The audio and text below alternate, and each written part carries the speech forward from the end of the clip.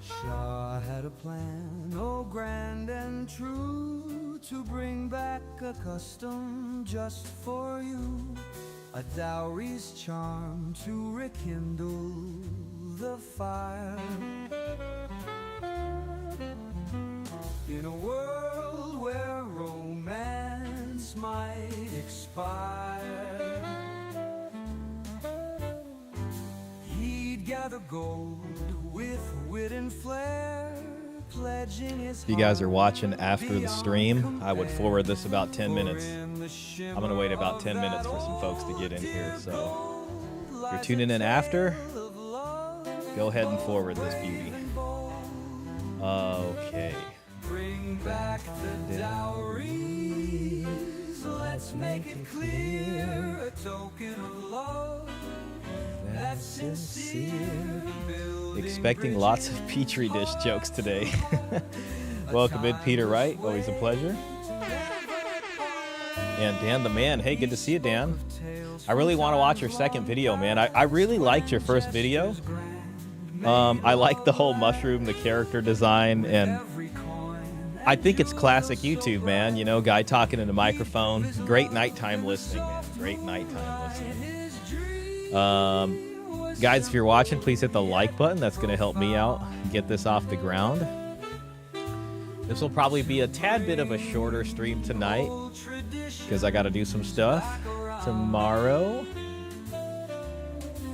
So yeah, that's where we're at. So I'm going to wait for the folks to come in. Hopefully we get Klaus in here. And then we're going to watch our video here. So the reality of being born in a Petri dish. And we're going to learn about IVF. I have not watched this yet at all. So we got a bit to go. Till the folks get in, I'll go ahead and play some Pac-Man while I'm chatting with y'all. Got this for $12.99 today at a retro game store. Pac-Man. The Pac-Man collection for Game Boy Advance. Oops, forgot to put it in the Game Boy. So yeah, trying to get this here going. Been doing a bad job of publishing videos on YouTube. And I know I always tell y'all, but you know, I gotta figure out time management here. Also, I believe Nuke Nielsen was the one who gave me the video for tonight, so hoping to see him. Yo, Geo for show, good to see you, man. Geo for show with the surrogacy questions. Mountain Man Tops, yo, hey, good to see you, Mountain Man. I like your profile pic. Just to give it a little bit more time. 7 people, 2 likes, appreciate that. If the other 5 people can hit the like button, that would be fantastic. Oh man, I already lost a life on this Pac-Man game. Dishes back around. We'll get one more song after this. And then we'll get the party started. Sweet, I just turned them all blue. Hope everybody's had a good week so far. Back the dowries, let's make it clear, a token of love that's sincere, building bridges heart to heart. Almost there, almost there. Oh dang it, I forgot to get some dots. Another good one here, Deadbeat Woman, classic from Luke Nielsen. You guys watching anything good on the YouTubes these days? Sweet, I beat it. Okay, we can put that aside. In the second video, I added some structure to it since I saw people complaining.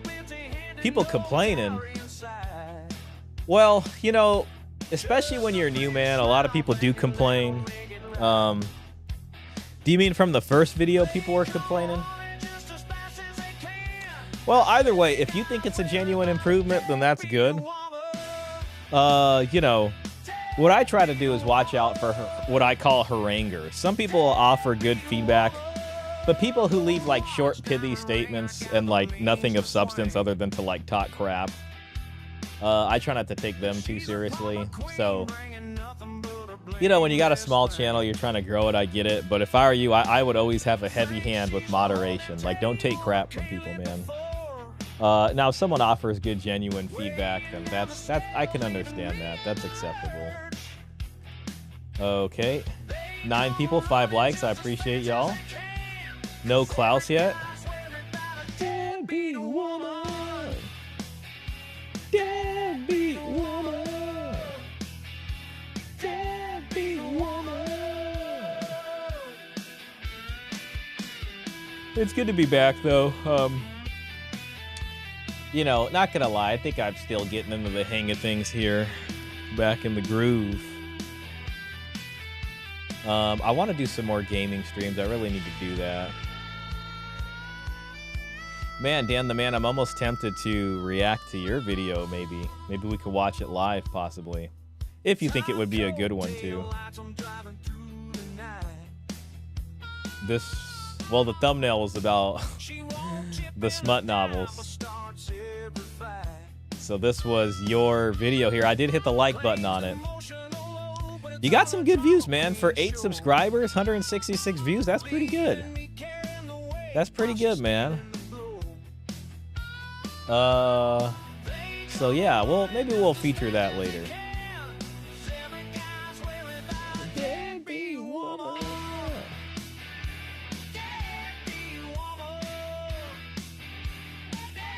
Hoping to see Luke Nielsen also, but Floyd Gooning is out of control. That's a funny title.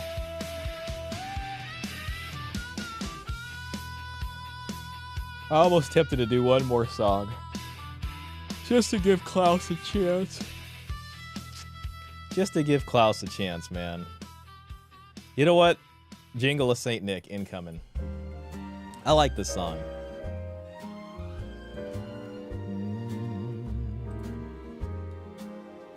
There's a jingle in the still of if Klaus doesn't make it till the end of this one, then we'll just have to move the show forward.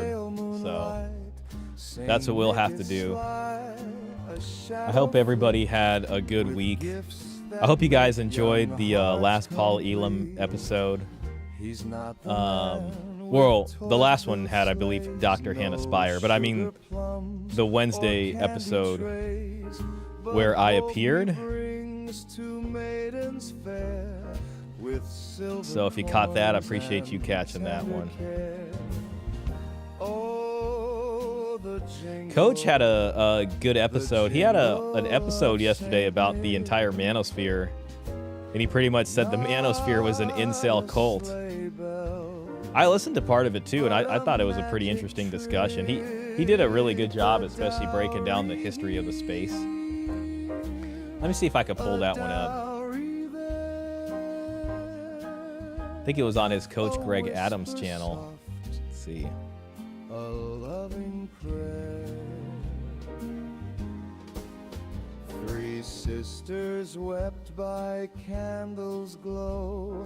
No this episode right here, I watched part of this and I just thought it was interesting, you know. I like it, you know, when he kind of breaks down things in the space like this. But I didn't listen to the whole thing, but I listened to like a lot of the meat of it there. And I thought it was pretty good. I haven't actually looked at the comments. I've had some interesting exchanges with so-called manosphere guys in roughly the last year or so where they really went hard attacking me for leaving a comment they didn't approve of. Moft attacked me for calling out how he and Rich Cooper just bring out dumb-sounding OnlyFans girls to debate. The worst attack was from some weirdo whose name I can't remember, who does a podcast called Modern Life Dating. Okay, I don't know. Maybe this is someone, I'm not sure who this is, but this is maybe a person in the space, possibly? Oh, never mind. This is just a commenter. But, you know, still interesting. That dip poop Michael Sartain is another character I sparred with for calling out his nonsense. So okay, that's, you know, interesting here. Damn, Coach, you going hard in the paint. Tremendous breakdown.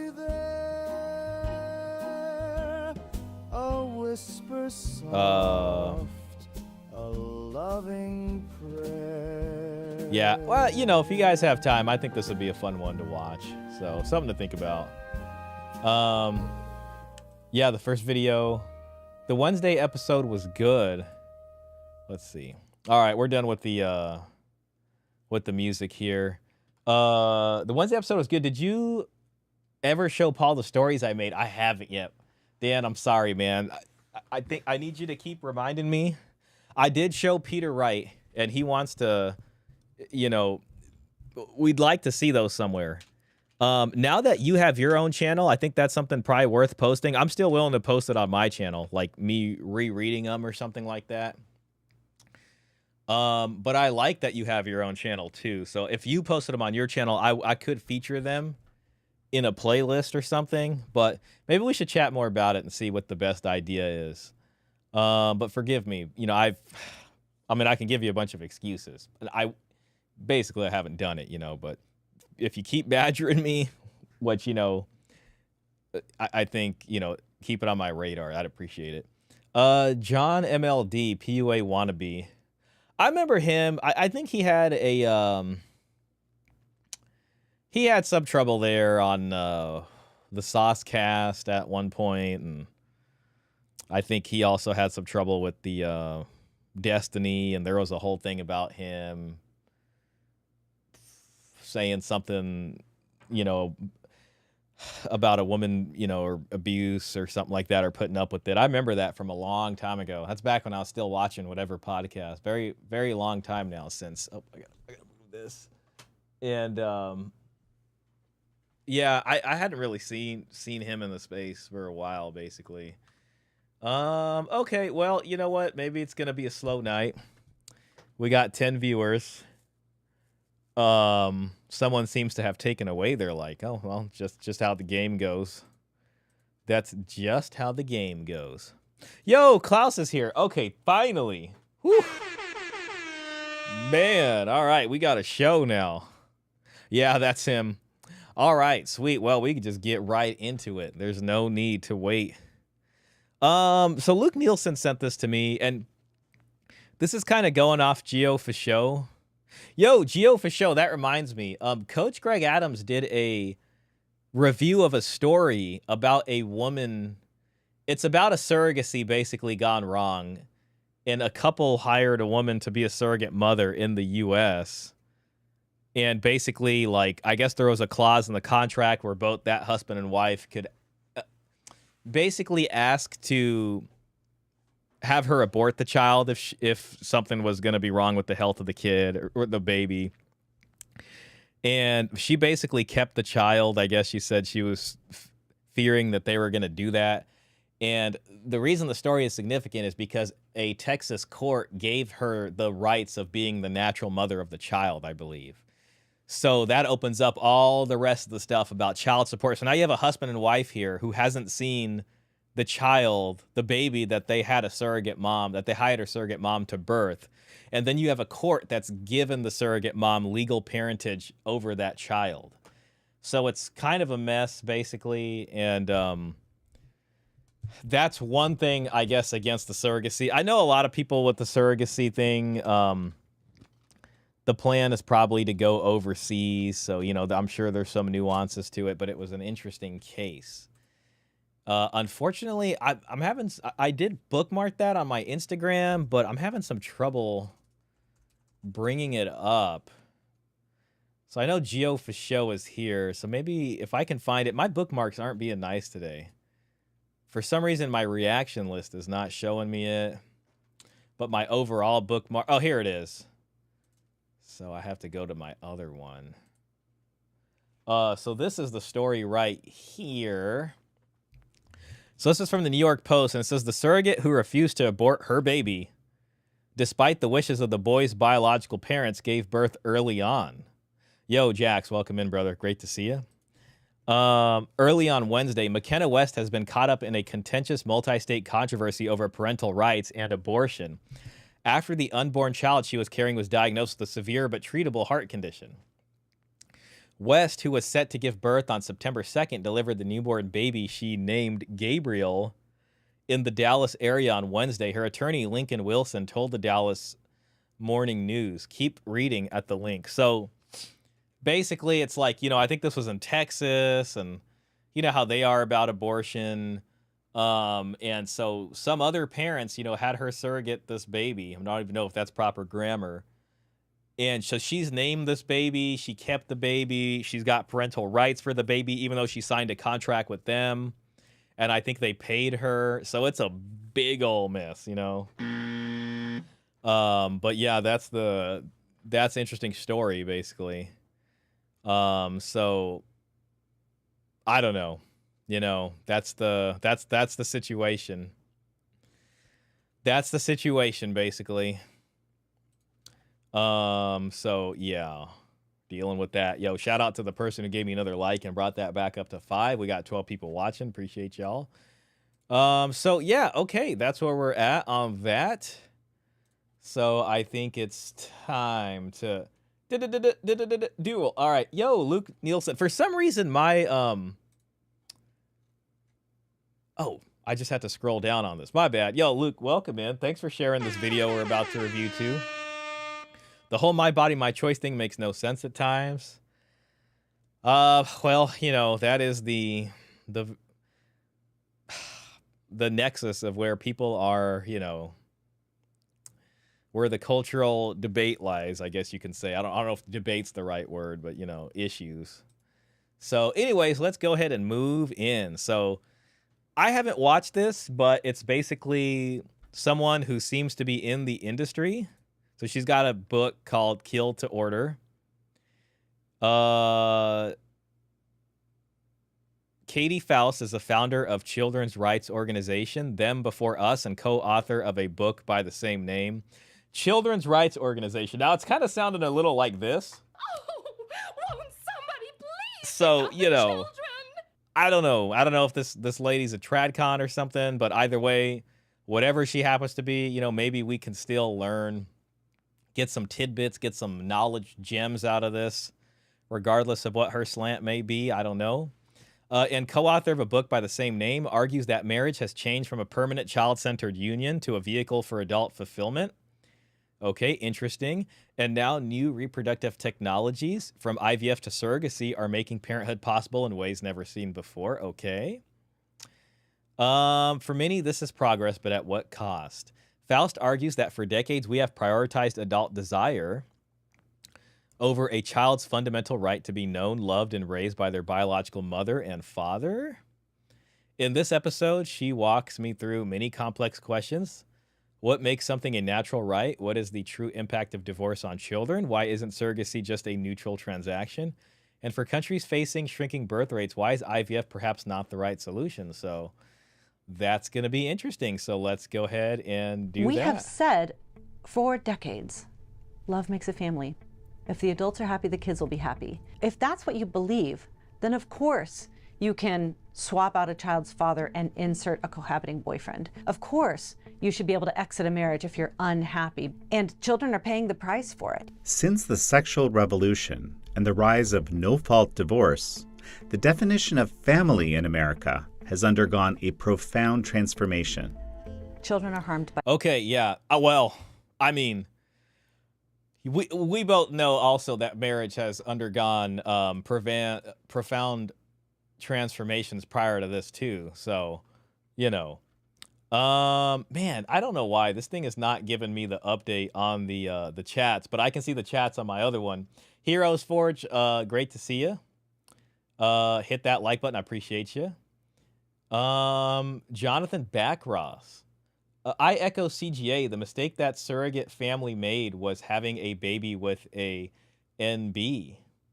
Okay, not exactly sure what that is, but if anything, maybe hiring in the States probably wasn't the best idea, but there's probably risks with out of the States too. So I'd have to look closer at surrogacy law. Maybe they felt like it was protected. It sounds like they did everything legally possible. They had the contract. And, this kind of ran right up to this abortion issue, and seems to, now they got the court giving her parental rights. So it's a whole thing. But a very interesting case nonetheless. Okay, looks like this is working now, so I can bring this up. Thank you, Heroes Forge, for that. I appreciate people who hit the like button. That helps me. So anyways, getting back to this. By divorce. We can measure it in terms of their physical bodies, their emotional health, their academic performance, and their own future relationships. And now, new reproduction. Okay, so yeah, kids not doing so well since no-fault divorce. Okay. You know, I watched a video from Tech Lead. I don't even remember Tech Lead. I used to watch him. Like, I actually knew his channel. But Coach Greg Adams covered his situation. He had a child with a Japanese woman. She took the child, and you know, it was the whole thing. But he made a video here, oh gosh, called Gen Z is officially the dumbest generation. Maybe we can even react to this. I said I'd do a short stream tonight, so this is only getting longer. But, you know, I thought it was really interesting. And on the one hand, yes, you know, like social media and all that and Chat GPT. But on the other hand, also a lot of these kids are, you know, the result of broken families. So that's a thing there. Yeah. So, you know, just worth pointing out. Technologies, from IVF to surrogacy, are making parenthood possible in ways never seen before. For many, this is progress, but at what cost? Today I sit down with children's rights advocate Katy Faust. Children's rights advocate. Now, you know, she's probably going to have some good things to say. I mean, it's probably going this direction. Oh, won't somebody please think of the children? Which is fine. You know, right now I'm tempted to peg her as like another Lila Rose. But, you know, I might be pleasantly surprised. Overall, whatever her slant happens to be, I am trying to like learn. I mean, she might drop out some gems for us in the sense of like statistics and things we didn't know before. That's the important thing, is to learn. So, well, you know, the YouTuber Life 2.0 lucked out in that when he and his wife divorced, she gave him the kids and some child support, and he didn't have to pay alimony. Interesting. I do wonder what his wife's financial situation was, you know, when they got married, if she has some type of career or what the deal was. So it sounds like she was earning in order to pay alimony and for the court to find that. So yeah, that would be interesting to look into. Yo, Don DeMarco, great to see you. Also good to see you, TT boy. TT boy. Okay. Founder of Them Before Us and co-author of a book by the same name. Somebody's going to do the hard thing in all these situations. It will either be the adults in their struggling marriage, dealing with infertility, with their same-sex attraction, or it will be the children. And for the longest time, we have said, hey kids, you do the hard thing on our behalf. This is American Thought Leaders, and I'm Yanya Kellick. Hopefully that's not too loud for you guys. Katy Just tell me if Faust, the such a sound is pleasure on. to have you on American Thought Leaders. Thanks. Really good to be with you. So your own parents divorced when you were 10, and your mother later entered into a relationship with a woman. Okay, interesting background there. So her parents got divorced, and her mom then, you know, started, I don't even know. I'm trying to think of some type of euphemism for that. Being a freak. Oh, wait, that wasn't it. Oh, no, not the rain. That was the one I was looking for. Okay, so anyways, there we go. So how did this whole experience shape your views and what you do now? And then at what moment did you decide to actually write about it in Ask the Bigot? Yeah. I did not get into this at all because I had some kind of axe to grind, or I felt like I had this massive deficit from my childhood. I was apolitical, not involved in the culture wars at all until about 15 years ago.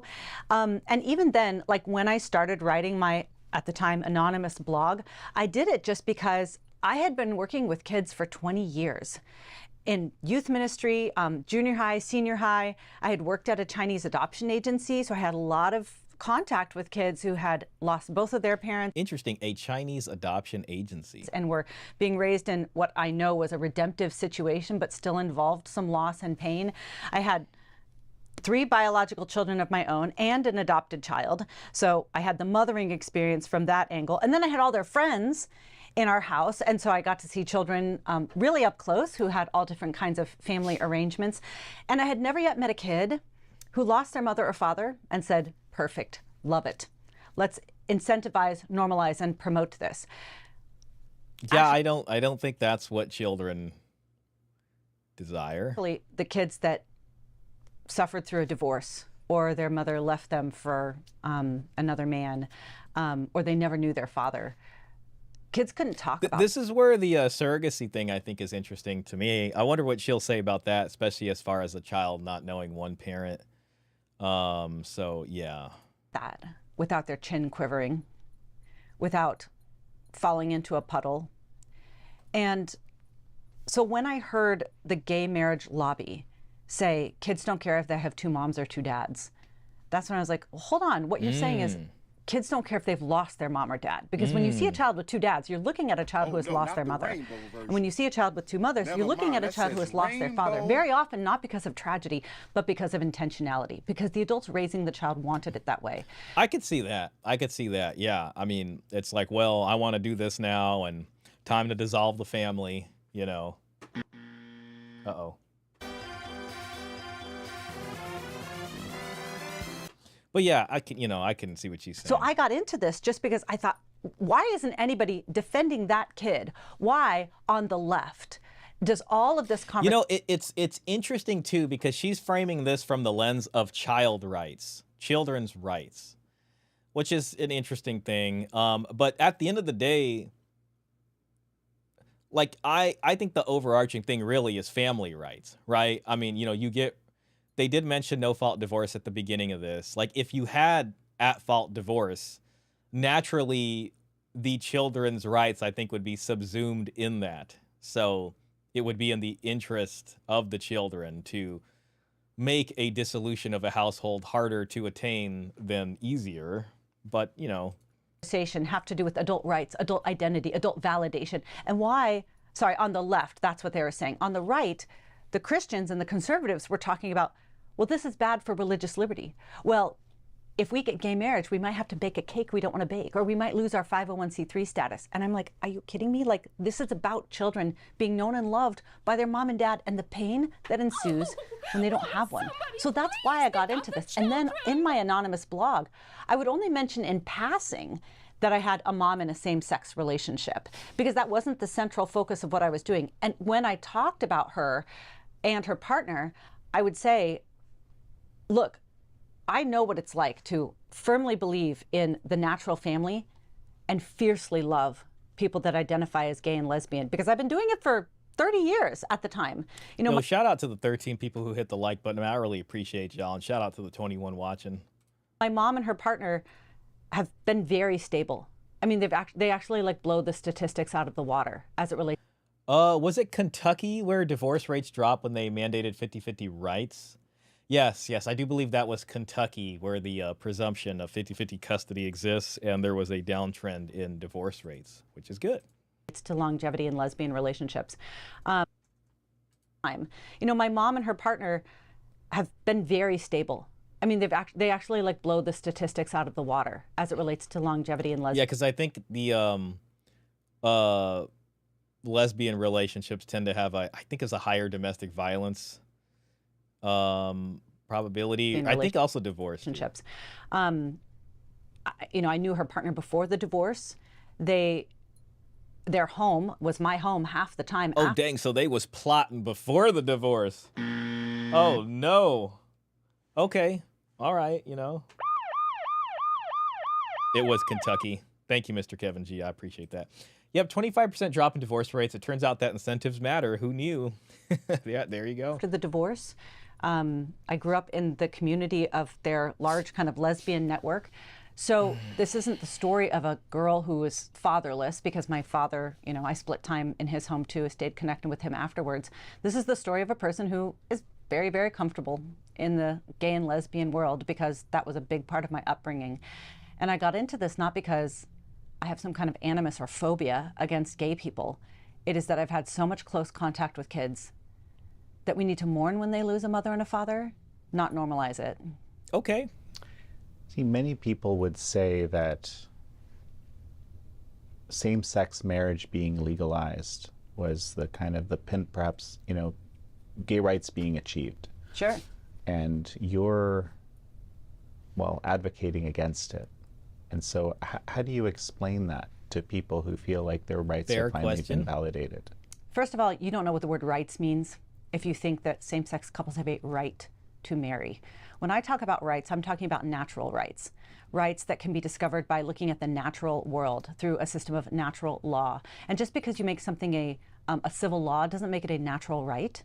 Okay, so that's interesting. There's a distinction between, I guess, legal rights that we have encoded into our law and what she's talking about, natural rights.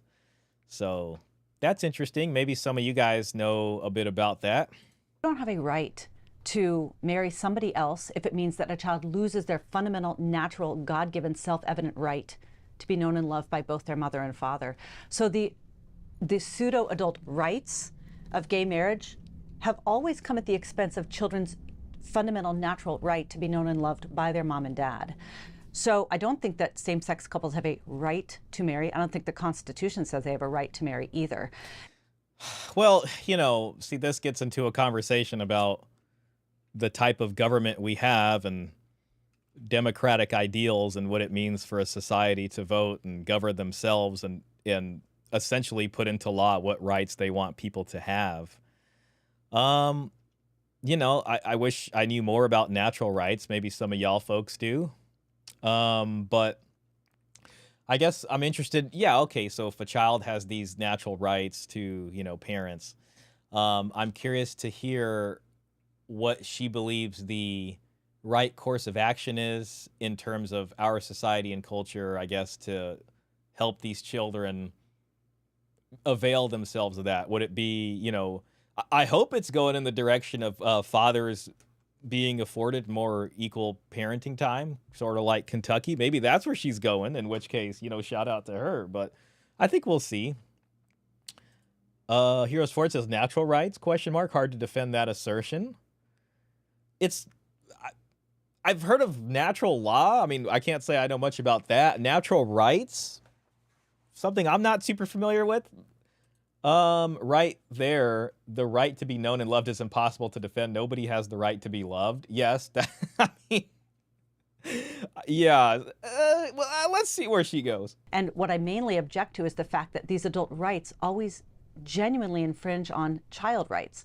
We know that because in the United States over the last 11 years, since Obergefell, we have seen the systematic stripping of children's right to the two people responsible for their existence. We see the scrubbing of gendered terms, mother and father, from our parentage statutes. We see a direct connection between gay marriage and child commodification in the world of big fertility and the reproductive technology market. You're going to have to expand on that Yeah. a bit. Thank you, host. Thank you, host, for saying that. Yeah, I mean, she's getting a little too sing-songy with the voice. She's not super sing-songy, but when I hear a little bit of that kind of rhythm and pattern, the sort of sing-songiness, you know, when it starts to hit that right hemisphere of the brain over here and it gets a little versy, that's when I'm like, okay, you know, let's chill out for a second. Mr. Kevin G says, cool profile picture. I'd be curious to hear her argument of law versus natural, given the power of law as how we govern the society. Yeah, I mean, you know, when you think of like the laws of nature, I mean, like, or you think of like Hobbes or something like that, and what makes humans unique is having, you know, a society with laws that, and civilization and all these kinds of things. But okay, do kids have a right to their parents outside of actual harm? Well, that's a whole question too. I mean, like, there's been a certain development, I guess you can say, of rights, especially, you know, when it comes to maybe what obligations parents have to their children. Parents have a legal duty to, you know, support and raise their children. Right? Like, kids can't be, you know, forced into labor or something like that. They have a right to an education, and the parents are obligated to facilitate that. So, you know, there are these kinds of things. You know, there's been changes in rights for children. It used to be an illegitimate child did not have a claim, you know, dad's estate if they were able to find out who it was. And then nowadays they typically do, especially if legal parentage is established. So things have changed over time. She seems to want to focus a lot on children's rights, but I think there could be a possible issue there in that it can diminish parental rights. If this is her way of going through the back door of trying to help out and strengthen the family, maybe it can be a positive. I want to give her a chance here. So we'll see. What rights do children have? Legally speaking, they are considered disabled. Well, that's the whole thing. And then the question is like, you know, when it comes to the privacy of families and the protection that the law gives families from the state to impinge on them, how many rights do you give children before it's like really diminishing the authority parents have over their kids? So that's a whole discussion. For me. There's a direct connection here. So the bottom line is, no, your pseudo-adult right, which is really just something that just because you really, really want something, it doesn't make it a natural right. Yeah, I wish we would expound more on the natural right. You know, I know Google's not the best place, but let me just type in natural rights and just see what we get. What is a natural right? And is this an established body of law? I'm just trying to think of a question here. Okay. So a natural right is an inherent, universal, and inalienable entitlement that belongs to every human by virtue of their existence, independent of any government laws or customs, historically anchored by thinkers like Locke. Core examples include the rights to life, liberty, and property. Okay. Natural rights are not an established, codified body of positive law in the traditional sense. Instead, they constitute a philosophical and jurisprudential framework. While they heavily influence foundational texts like the U.S. Declaration of Independence and appear in the text or case law of various state constitutions, they function as moral or political principles rather than self-executing statutory rules until translated into positive legal rights by legislative or judicial authority. Okay, so interesting there. Real quick, I just want to acknowledge Mr. Kevin G with the super chat. Hey, thank you so much. I appreciate that. I'll go ahead and add that $4.99 to the dowry chest. This is a great discussion, Shah. I really enjoyed these thought-provoking discussions. Well, thank you so much, and I appreciate your support, Mr. Kevin. And it's a blessing for me to have you here. Thank you. The disability of minority. LOL, you guys getting all wrapped around the axle over rights/definitions. Yeah, I just couldn't help but notice that, you know. Luke, the issue is she's so loose with their words. It's hard to take her seriously. She's going hard on gay and lesbian couples, but about single moms, the kids aren't doing well with the single mom either. I think she pretty much, I think she's kind of getting there with that. Overall, I am interested in her industry knowledge, so I think she will drop at least some interesting gems, you know. Hear her out before you become so critical. I plan to. From her point of view, do children have a right to be raised in the family because they're doing best in family? I think that might be where she's getting at. I mean, fair enough, but that's some digging to be done. I'll tell you what I want, what I really, really want. I remember Dr. Baskerville saying that children's rights are going to be used against parents and enforced by the government. In other words, the government has more power, so I would be careful if here... Well, let's see where she's going. But yes, that is an avenue. Best interest of the child, so to speak. Natural rights actually mean something. Okay, here we go. Those rights that are endowed by our Creator, they actually have some anchoring and some ballast to them. You can't just like pull them out of the ether and say, this is something that I really want, this is how I identified, therefore I have a right. You actually identify kind of three elements, I think, that would make something a right. So explain that to me. In our first book, Them Before Us, Why We Need a Global Children's Rights Movement, my co-author Stacey Manning and I do our best to sort of dumb down the natural law understanding of what makes something a right. Yes, please dumb down this for us so we can understand. And you know, that book was endorsed by Professor Robert George. Okay, right on. That's tight. It's like the thought leader on natural rights that, you know, I would say of the natural rights scholars that are living, he's at the top.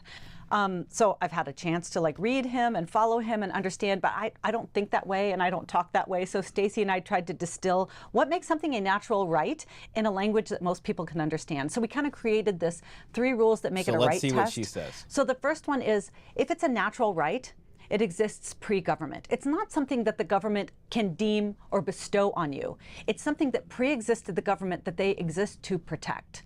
Number 2, it's not something that anybody has to provide for you. So if you have to dig it up from the ground, bottle it, package it, ship it, and put it on the shelf, you might need it. You might even, your life might even depend on consuming it. But it's not necessarily a natural right. It's a commodity. And number 3, a natural right is something that is given in equal measure, something that everybody has equal access to. So for example, a GED or a PhD, right? It can vary in terms of its degree. I think there's something to what she's saying. I wish she would do a better job of explaining it. I would want a better example of natural right. I mean, natural right, a parent's right to their child. This is my child. You know, we parented in terms of the child biologically, and I have a right to that. Then there's a discussion about, you know, if you're talking about the natural world when it comes to how do you go about enjoying those rights? Well, you have to have the power or strength in some way in order to be able to enjoy in those rights. You know what I mean? A lion has the right to its cubs, but another lion can come and defeat it and then, you know, send those cubs back up the Rainbow Serpent to the Sky Palaces, if you know what I'm saying. And that's, you know, so natural law is, there is just something different there. So, you know, anyone saying there for children's right? Let's give her some room to expound. We will, certainly. I'm familiar with this lady's gig. Okay, thank you, Orem. She kind of has a kid should be what society cares about over parents. It's kind of refreshing. I can appreciate that message. The question is a fundamental one. What is a right? How does that get established or defended? Yeah, I think that's important. So she's given this example of a GED versus a PhD. And so far, I mean, you know, I think in the society we live in, you have a right at least to an education up to a certain degree. It's also up to you to take advantage of that, not, you know, to put in the work to achieve those marks of distinction. But okay, let's see. So education is not a natural right. Mar-a-Lago versus a dorm room. They can vary in terms of distribution. Okay. So it's not a natural right. Housing is not a natural right. You can advocate that they're really important, that the government should even subsidize it, but don't call it a right. But if you look at things like, how many life do you get, Jan? How many life do you have? One. Yes. I also have one, right? How many parents do you have? How many people created you? 2 people. Yeah, 2. Same. Okay, so you can discern a natural right by seeing that it's given an equal distribution, the ability to speak, the ability to defend yourself. You can look at these fundamental natural rights and say, everybody has the same measure. So when you look at the 3 rules that make it a right test, right, nobody provides it for you, it exists pre-government, and you all have the same measure, you can see that children not only have a right to life, they have a right to the 2 people responsible for their existence. Okay, so interesting. If you're an American thought leader's we got to go past the sponsor. Shout out to the sponsor here, accredited biz. I don't even know what this is, but something with coins. Okay, we're going to jump ahead. 20,000 of free silver. Okay. Description below. Dan the Man says, I have to agree with Heroes Forge. She is kind of being vague about it. I don't know if she's being vague. I think she might just be having a little trouble describing it. So she's just like, well, we did explain it a lot in our book. She's trying to explain it now. It's probably one of those things that's just tough to explain. You know, happens to me sometimes. Yeah, but okay, some examples there she gave. The founders discussed natural law and rights a lot. Even they couldn't nail it down specifically. Natural rights are a basis in this country, as well as common law, etc. Okay, appreciate that, Luke. Rights are just social agreements. If they can't be defended by force, they kind of don't exist. I mean, You can define mouth noises any way you want, but rights have to be defended. Yeah, well,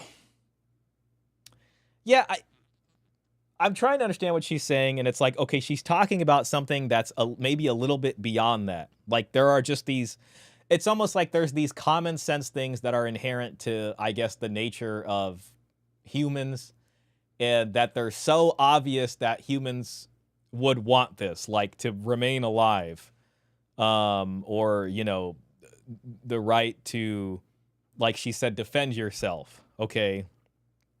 Or to care for your child. A lot of those just kind of sound like instincts that you have a biological imperative for. I could be just describing it not correctly, but let's get back to her. I think, and I'm inclined to agree with you, right? I'll ensure you do by the end of the interview. I can see you're going to be very convincing. It's just, to me, it feels complicated. And I know you're in this, you work in this. Yeah, he's basically saying this is a very convoluted thing. Space of surrogacy and so forth, right? But like, I think people would argue, like, for example, just because I took some sperm from a sperm bank to have a child, that doesn't mean that sperm is a person, right? That's just sort of some help I'm getting. For example, like, I think this is how people think about it today. Yeah. Right? The sperm is not a person. The person that results from that sperm has rights. And when we look at the surveys and the studies of children created through donor sperm, which is really bought and sold sperm, over 80% of them want to meet or know the person that gave them life. They don't see, like, that's an interesting statistic. Okay, from when you look at, I guess, children who were born from a sperm donation, they have a desire to want to know that parent, which that feels natural, right? That would be natural if you found out, you know, you were actually the child of a sperm donation. There might be a part of you that says, oh, gee, I wonder who my biological father was, you know, and maybe that would probably be something you want to know. I mean, does that mean that they're not well adjusted? Maybe they could be well adjusted. Part of me thinks she might give us more statistics that say they tend to not be as well adjusted. Might be where this is going. So, common law and natural law are fundamentally different things, though they came together at the founding of our nation.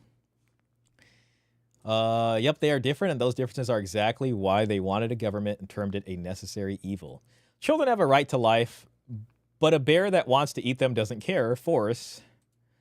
So let's get past the what is a right for now and stop wrangling that over what she's trying to do. Oh, well, you know, we're moving. We're 12 minutes in. I think we will make it. We're gonna go ahead and make it to the other stuff.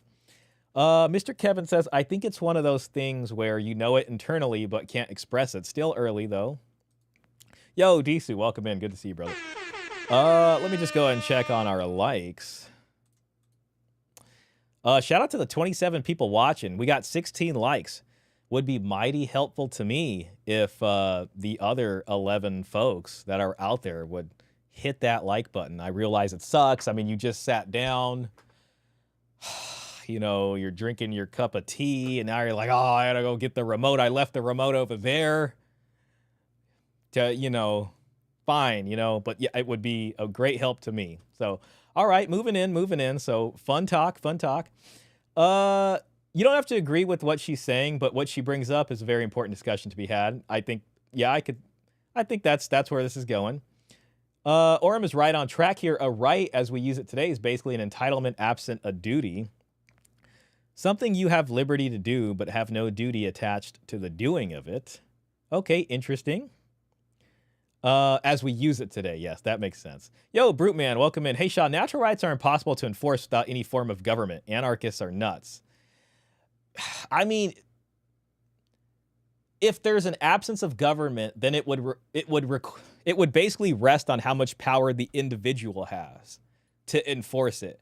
But at that point, if it's up to the individual to enforce, then I think the discussion or whether or not it's a right is kind of a moot point, because basically whatever you can enforce is your prerogative. You know what I mean? I think the question of if it's a right naturally becomes more important when you have some type of society or something that I guess, groups humans maybe from different kin structures together. You know what I mean? Then it's like, okay, well, the right to my house over here, right? That don't come into my house, or this is my house type of deal. If given the choice between life and IVR ruining my chance of knowing my dad, IVF? Yeah, okay, typo. Ruining my chance of knowing my dad, I think I'd prefer life. I mean, if I was a kid anyways. Yo, welcome in, Timmy C. Great to see you. I always appreciate seeing your comments. Sometimes I'll see your comments on the MGTOW stuff, and I see them sometimes. So shout out to you. All right. That just genetic material. They would say, that's my biological father. Why? Because it is their biological father. And there's something that the two people who made the child give to the child that even sweet, loving, social parents can't give them. So she's going to immediately run into a problem. So, and it even is a problem on the sort of tradcon side of things, right? And this became apparent when genetic tests came on the fray. So society looks at marriage and the children born within a marriage as something that, you know, imbues rights. That married couple has rights over their family, their children and family, you know. And so long as genetic testing wasn't really there, you know, it was maybe a little easier to understand. But when you had genetic testing, you know, let's say the wife has an affair partner, okay? And the affair partner actually sires the child. And now you have a married couple and there's a child born in that marriage, okay? And biologically, it's not the husband's. There was a case like this that went all the way up into the Supreme Court, basically. And the Supreme Court upheld because they wanted to protect marriage. You know, the concept of marriage in our legal framework to make sure that was held in higher esteem in the eyes of the law, instead of giving it to this affair partner to be able to barge into someone's marriage and say, hey, I want to see this child because I'm biologically the father. So you have this problem of like this idea of biological parent versus this idea of husband, and this whole concept of marriage that we have, and children being issued forth within a marriage and children of the marriage. You know what I mean? So as you're supposed to have these rights that marriage affords you, and society is supposed to protect that so people can't barge into your marriage, you know? And society chose to protect marriage over just being biologically the father. The Supreme Court did this. The issue we have here is, so she's basically arguing for the right of the biological father to be able to do this. And listen, in a lot of different situations, I get it. I really do. You know, especially when it comes to biological fathers just being shaken down for the money and then having trouble being able to get custody. But she's going to, you know, this is going to be something that she runs up against. So she's basically got an uphill battle, not only against the progressive side of things, but also on the other, on the more conservative side. And it was a lot of conservative justices that decided to look at biological paternity that way. You know what I mean? So it's like, and unfortunately, that's what makes it harder. Like if child support comes after you as bio dad, but then you don't have an established relationship with the child because you were a fair partner, it is a little bit harder to get custody. You can still sue for it, though. You can sue for it to get it in front of the court. But anyways, that's a whole thing. Yo, Cesar Quintana, thank you so much for that $20 super chat. That's very generous of you, and I do appreciate that. What's up, Shah? Oh, man, just hanging out. We're having a fun one with this discussion today. But I appreciate that $19.99. I'm going to go ahead and throw that in the dowry chest. Absolutely. So shout out to the dowry bros over there. There was a dowry or a bride price. Okay. Well, thank you again, Caesar. I do appreciate that. Men should always support other men in society. Absolutely. Thank you for that, Timmy. Shout out Caesar, very much so. Salute to Caesar. Absolutely. Do adults not have the right to reproduce if they can't find a partner to reproduce with? That's an interesting question. Do you have the right to reproduce if you can't find a partner to reproduce with? I want to immediately say no. Now, does that also mean like not being able to find a surrogate or something like that? I guess you could conceivably donate to a sperm donation bank. But in one form or another, you will need someone to help you reproduce. So you're not entitled to that. You know? Heroes Forge, you're on point. The more I see people talking about rights, they always abandon the duty and responsibilities that come with it. Thank you, Dan. Liberals think everything is right. Healthcare is a right. Healthcare, education, food, shelter, transportation, childcare. They will destroy the U.S. Okay, let's go ahead and move back into this. No contract is going to be able to fill that gap, right? Even a social father will not be able to provide everything to the child that they may want to know from their biological father. So this is a natural right. It's non-substitutable. It's inflexible. And the problem is that's a wrecking ball for pretty much everybody. Single, married, gay, straight, fertile, and infertile. Everybody's going to have to conform to that fundamental child right. And that just means adults have to do hard things on behalf of kids.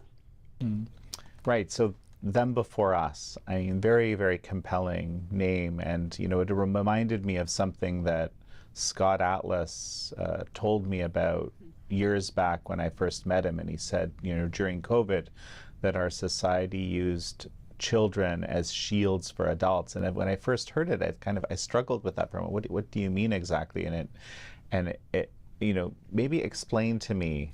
That's an interesting discussion there. I think he means maybe like, oh, well, everybody's got to get ye old jab in order to protect the kids, you know. Oh, won't somebody please think of the children? How do you decide what is it that's really for the child? Because I don't think that's obvious for many of us. So I think that Dr. Atlas is exactly right. Most of us saw that completely on display during COVID. And what does it mean for children to be human shields? It is offloading the hard onto the shoulders of the young. That's what it was, right? They were not, generally, children were not at risk of COVID deaths unless you were immunocompromised.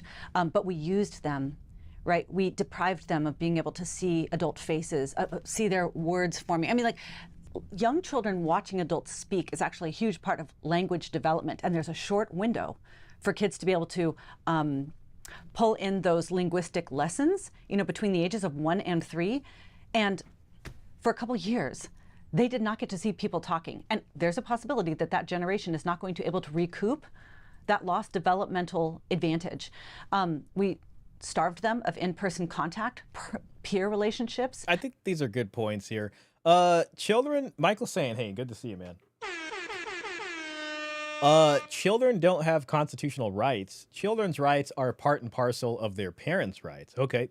Thanks for putting that in there. We moved learning to online, and people generally, children especially, don't learn online. And we did it all to supposedly save grandma. Grandma needed protection, but it wasn't the job of the young to protect grandma. It was the responsibility of the adults to protect grandma. And this is actually like, you can see this, I would say, the most starkly in the world of marriage and family, where we have been offloading the hard onto children in just about every sector, whether you're talking about no-fault divorce, where the adults refuse to do hard things on behalf of the child, and instead they burden the child with lifelong loss. Okay, again, you'll have to break that down for me. Why? Okay, yeah, and I mean, again, I can agree with that. I know fault, but we can put a pin in that as well if you want, and just continue. Let's I think this also maybe brings us to a conversation about the understanding of freedom that we have in our society and culture, and you know, maybe where the limits of that are. Essentially, she's talking about, you know, I guess you could say maybe priorities. That yes, grandma, we want to help grandma, but we still have to make certain decisions and weigh these out. And grandma might be lower on that priority list, unfortunately. Children were under property laws in the United States under coverture at common law. I told the school counselor these masks and lockdowns were sacrificing the young to protect the old. It's what made me hate libs. Apparently, most sperm banks won't take sperm from men under 5'8". That's interesting. The high level, right? Right. In terms of no-fault divorce, Instead of the adults working it out, they saddled the child with split homes. You know, I noticed she keeps saying they. Now, you know, I wonder if she will say who maybe is more likely to make that decision for the no-fault divorce. But okay, fine. You know, the adults didn't want to work it out. Okay. Let's see how many pins end up being put in this conversation and how few get pulled. Okay, thank you for that, Hero Sports. Mike Sands says the welfare state was the first to say children have rights. Yes, this is where you get your entitlements. Well, in one sense for welfare. But because they lack the maturity to exercise those rights under parents, patria, the state exercise those rights for them. Yeah, and this can represent a kind of infiltration, or at least a sort of a foray made into the realm of private family law rights that really the state should be protecting, instead of, you know, kind of barging their way in. Split lives, and in 50% of cases, split personalities, because the child literally has to become a different person on the...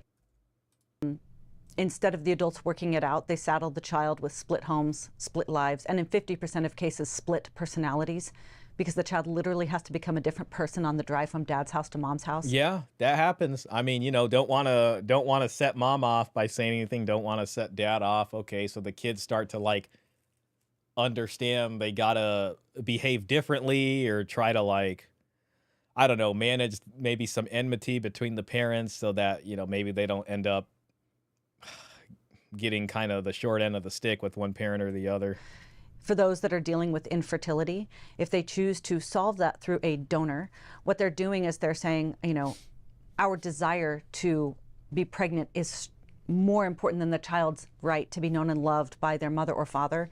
I just tweeted a couple days ago a story of two men who said, we didn't want to do the adoption route because we really wanted a child who was biologically related to us. Right? So they recognize that it's important for them to have a biologically related child, but the cost is the child losing a relationship with their biological mother. Right? Somebody's going to do the hard thing in all these situations. It will either be the adults in their struggling marriage, dealing with infertility, with their same-sex attraction, or it will be the children. And for the longest time, we have said, hey, kids, you do the hard thing on our behalf. I'm very interested to hear some of the information she will share about children of these circumstances and how they grow up. Pretty sure that's where she's going to here. So, you know, let's say maybe there is data on, you know, the two dads get a child this way. Like, what does it look like for those kids growing up? And kids have allowed it because they can't fight back. They don't write books. They don't do interviews. They can't lobby. They can't file amicus briefs. They have to deal with whatever it is the adults decide they have to live with. And for a long time, we have said, your development, your needs, your safety are going to be the price for us to live as we please. You know, you could also argue that you will see it is the state and women who are the ones screaming for child rights. That is because children were under the property rights of the father. They claim child rights to ruin fatherhood. A lot of times, you know, people could point to best interests of the child as something the court uses to, you know, push away sort of the father's right in some ways. She's stating facts. Thank you, Brute Man. Even children who are adopted end up trying their utmost best as adults to find their biological parents. I can believe that. And that's kind of why, like, the whole surrogacy thing for me kind of bothers me, because I do believe that, you know, the child's going to grow up and it's going to leave some type of huge desire or something lacking in them, wondering, you know, who their other parent is and all that. Thanks for the 20 likes. We got 20 viewers. Appreciate y'all. Not to sound like that guy, but do you think she would hold the same standards towards her lesbian parents? Well, you know, she said she's got, I think, a good relationship with them. And she said that they defied the statistics and they got a very stable thing. Maybe she would. The way that society responded, the way that we responded during COVID or accepted, you know, if at least the decisions is reflective of that shift in thinking. I agree. I think that there was probably a time, I don't know if I was alive for it, where there was a little more understanding that the adults needed to sacrifice for children. But somewhere between the pill and the sexual revolution and the kickoff of no-fault divorce, which led to gay marriage, which is pushing towards polygamy in terms of the legal overhaul of the most child-friendly institution the world has ever known, that we used to think was the institution, the building block of society, exactly because it required a lifelong commitment from those two adults, and it benefited society, and it wasn't just a vehicle of your personal fulfillment. And then somewhere, you know, adding in the mix of reproductive technologies that allowed you to customize children in a laboratory, somewhere in the middle of that cultural, legal, and technological space, we decided that kids existed for us and that they should bend to what we want instead of understanding that we exist for them and need to sacrifice for kids. It's also, You know, I just hope her idea of we need to sacrifice for the kids isn't just, you know, more of a shakedown of the father. And there's been a bit of a lack of discussion here of the mother's role in a lot of these changes. You know what I mean? So we'll see if she says anything about that. Maybe I'm just being too tough on her, but that so far it seems that she's danced around a little bit, some of that, but we'll see. Again, I'd rather be adopted than never having lived. Interesting point there. Interesting point. Michael says, guardian ad litem children lawyers was only created after the state claimed children are no longer property of the parents. It was created for the state to exercise their rights over children. Okay, well, in their language, they would say to represent the best interests of the child. Give me a messed up life over no life at all. Orem, I certainly appreciate your zeal for life, and that's pretty awesome. you know, the questions about why we have such low birth rates, right, in Western liberal democracies, right? This feels like very kind of central in a way. I hadn't thought about it from this perspective, It's right? all connected, right? Because what does the no-fault divorce, reproductive technologies, overhaul of the institution of marriage, the customization of... What overhauled that? You know what I mean? I just think there was like a specific movement or something that happened that led to a lot of these changes she's talking about. But okay, you know, but that's all right. You know, maybe I'm just being myopic here. Children in a laboratory, what do they all have in common? It is, I govern this child. I decide whether they live or die, whether they know their mother or their father, whether they live in one stable home. I decide. They exist for me. And when you have now the way she's talking, who is it that typically decides that? I know she wants to go in on the rainbow, but I think there's a lot more of the other side deciding that. You know what I mean? But okay, you know, she's riding the line real carefully. The best interest of the child was created under Parens Patria doctrine. It weakened the strength of parents and strengthened the state. That is the welfare state. Thank you for that, Michael. Thanks for explaining that. Mr. Kevin G. 100%. I know a woman who gave everything to her adopted kids. The adopted son has a hard, difficult life. All he wants is to know his biological mom. It's rough for the adopted mom and children, I bet. Yeah, I mean, that's something I've seen too. I have seen that also, just working at child support. Adoption is tough. And you know, when that child becomes a teenager, that child can be very hard to, I don't want to say control, but you know, for the sort of foster parents or the adoptive parents, I've talked to adoptive parents where I'm opening a child support case against both mom and dad for a child that's essentially run away from them that they can't handle anymore. You know what I mean? They adopted this child at age 5 or whatever. The kid's 16 now. And there's something in them that they can't help with. And I'm sitting there and I'm talking to a married couple, you know what I mean? And I'm opening up a child support case against you, dad, and I'm opening up a separate one against you, mom. And mom's been a stay-at-home mom and never worked, her whole life. Somehow she's got to pay, some amount of money here. So there is this other side of adoption, but of course we want to help the children. as best we can. But there are these risks if you decide to go that route, basically, or route. Thank you for that. The way the dude doing the interview says COVID kind of pisses me off. He sounds boosted and triple vaxxed. Triple vexed. All right. Kids exist for me mentality. Well, of course you're going to put off or completely forsake having your own children, because children do infringe on your life, especially in those first years. It does take away the time that you can travel, discover yourself, you know, go to all the yoga classes, you know. Okay, who's going to yoga classes? Make partner in the law firm. Yes, children will. Okay. All right. Yo, shout out Oikophobic. When women fight for child rights or human rights of the child, they are really fighting for women and state rights. The question is, if children are not empowered to make decisions, then who does? Yes. And I think what you're driving out there, Michael, is it the families or is it the state? The unfortunate part, and I'm not trying to argue for the side of the state, but the state's justification is that since the families can't stay together and since mom and dad are at odds with each other, the state now has to step in to represent the child since mom and dad are, well, one, you know, like they can't agree. So the family is at this diminished position to be able to make these decisions since they want to, you know, fight about everything. So that's where they get that from. I think, you know what I mean? So a lot of the stuff she's talking about, I think would be solved if families were incentivized to stay together.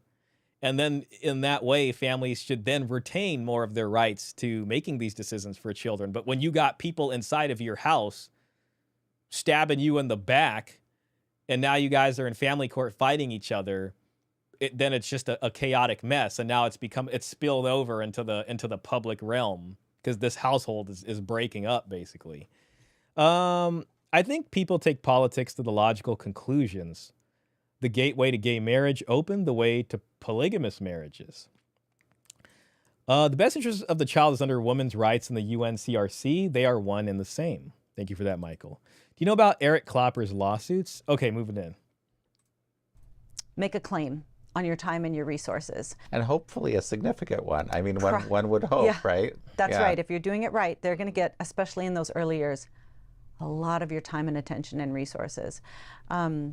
But of course, like everything that matters in life, with everything that is meaningful, the short-term death reaps a long-term harvest. And so like here I am with a 16-year-old, 18-year-old, 20-year-old, and 23-year-old, and the benefits, the joy, the fruit, the meaning is just almost unbearable sometimes because they're so wonderful. But it did take a lot of investment and sowing, you know, in those early years. And one of them is adopted. Yeah, our youngest. Tell me about that. Interesting. So she has an adopted child. He joined our family right before he was 2 years old.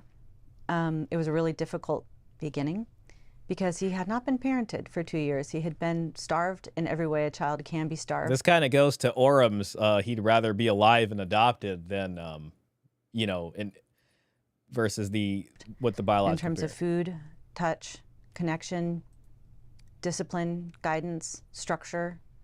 So when he came to us, in some ways he didn't know how to be human. And emotionally, you know, he missed the window where children learn to trust and attach. And that's not something that you can just get later on when you're 2 or 6 or 12. If you miss those fundamental years where children are wired to have a parent especially a mother, immediately respond when you're cold or tired or hungry or wet. I'll give you an example. I used to work for a Chinese adoption agency. And the first time I ever visited a Chinese orphanage, I walked in and I had been translating the physical exam forms of a lot of the Chinese orphans that had been matched with couples at our agency. And I would translate, I mean, I could almost do it blindfolded because there were systems, they all had similar schedules. You know, I knew exactly what foods were happening when and when their nails were being clipped and all of that because it was so regimented.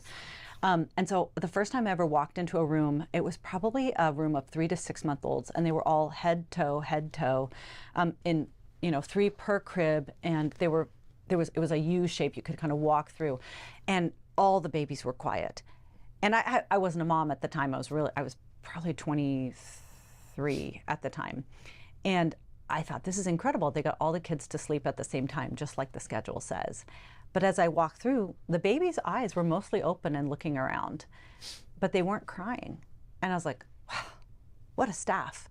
I mean, these guys know how to meet the children's needs so well that nobody's crying. So then I picked one of the babies up, and she didn't really make eye contact. She was kind of like, very disconnected. And so I just looked at her and I was like, hi, baby, hi. Hi, baby, hi. And after a minute or two, she kind of registered, and she started to do these baby noises, this oh, oh, oh, oh. And it was just the sweetest thing, especially for a woman that didn't have children. I just thought, this is amazing. So I held her and snuggled her for about 10 minutes, and then I put her down, and she wailed. And I picked her up, and I suddenly realized, oh my gosh, it's not that the kids aren't crying because they're on a schedule. It's that they don't know what connection is like. And so I held that girl. I think there's an interesting point here. I mean, going back to the surrogacy conversation and Gio's question, and I know you asked that on Wednesday when I was with Paul Elam, and when I talk about there is a part of that I believe the child needs both parents, and kind of what she's describing, I think it could be fundamental to a child's development. So important stuff there. Real quick, I just want to acknowledge this Brute Man 1986 with the 200 rupees. Thank you so much for that, man. I appreciate that. Kids are helpless in front of adults. When I was growing up, parents and teachers used to mercilessly whack their kids and pupils respectively. Even today, people here fantasize about the old days. Yeah, it was like that in France too in the early 90s. I remember that. But yeah, that was, thanks for sharing that. And thank you so much for that super chat, man. I appreciate it. Dan says, Michael's saying that was Dr. Baskerville was talking about if children can't make decisions, who is going to speak up for them? It's going to be the state. Yes, Dan, you nailed it. It was always the father, but when coverture law was being dismantled, the right transferred to the state, and the state gave that right back to the mother under tender laws. Thank you for that. For 2 hours. I didn't pick up any other kid. And then when I put her down, I had to run out because I couldn't handle her crying. So what is going on when a child doesn't have a mother or is not properly attached? They actually don't understand. They don't know how to calibrate their emotions. And when there is a non-response to tired, hungry, wet, kids stop trying. They turn off their emotions.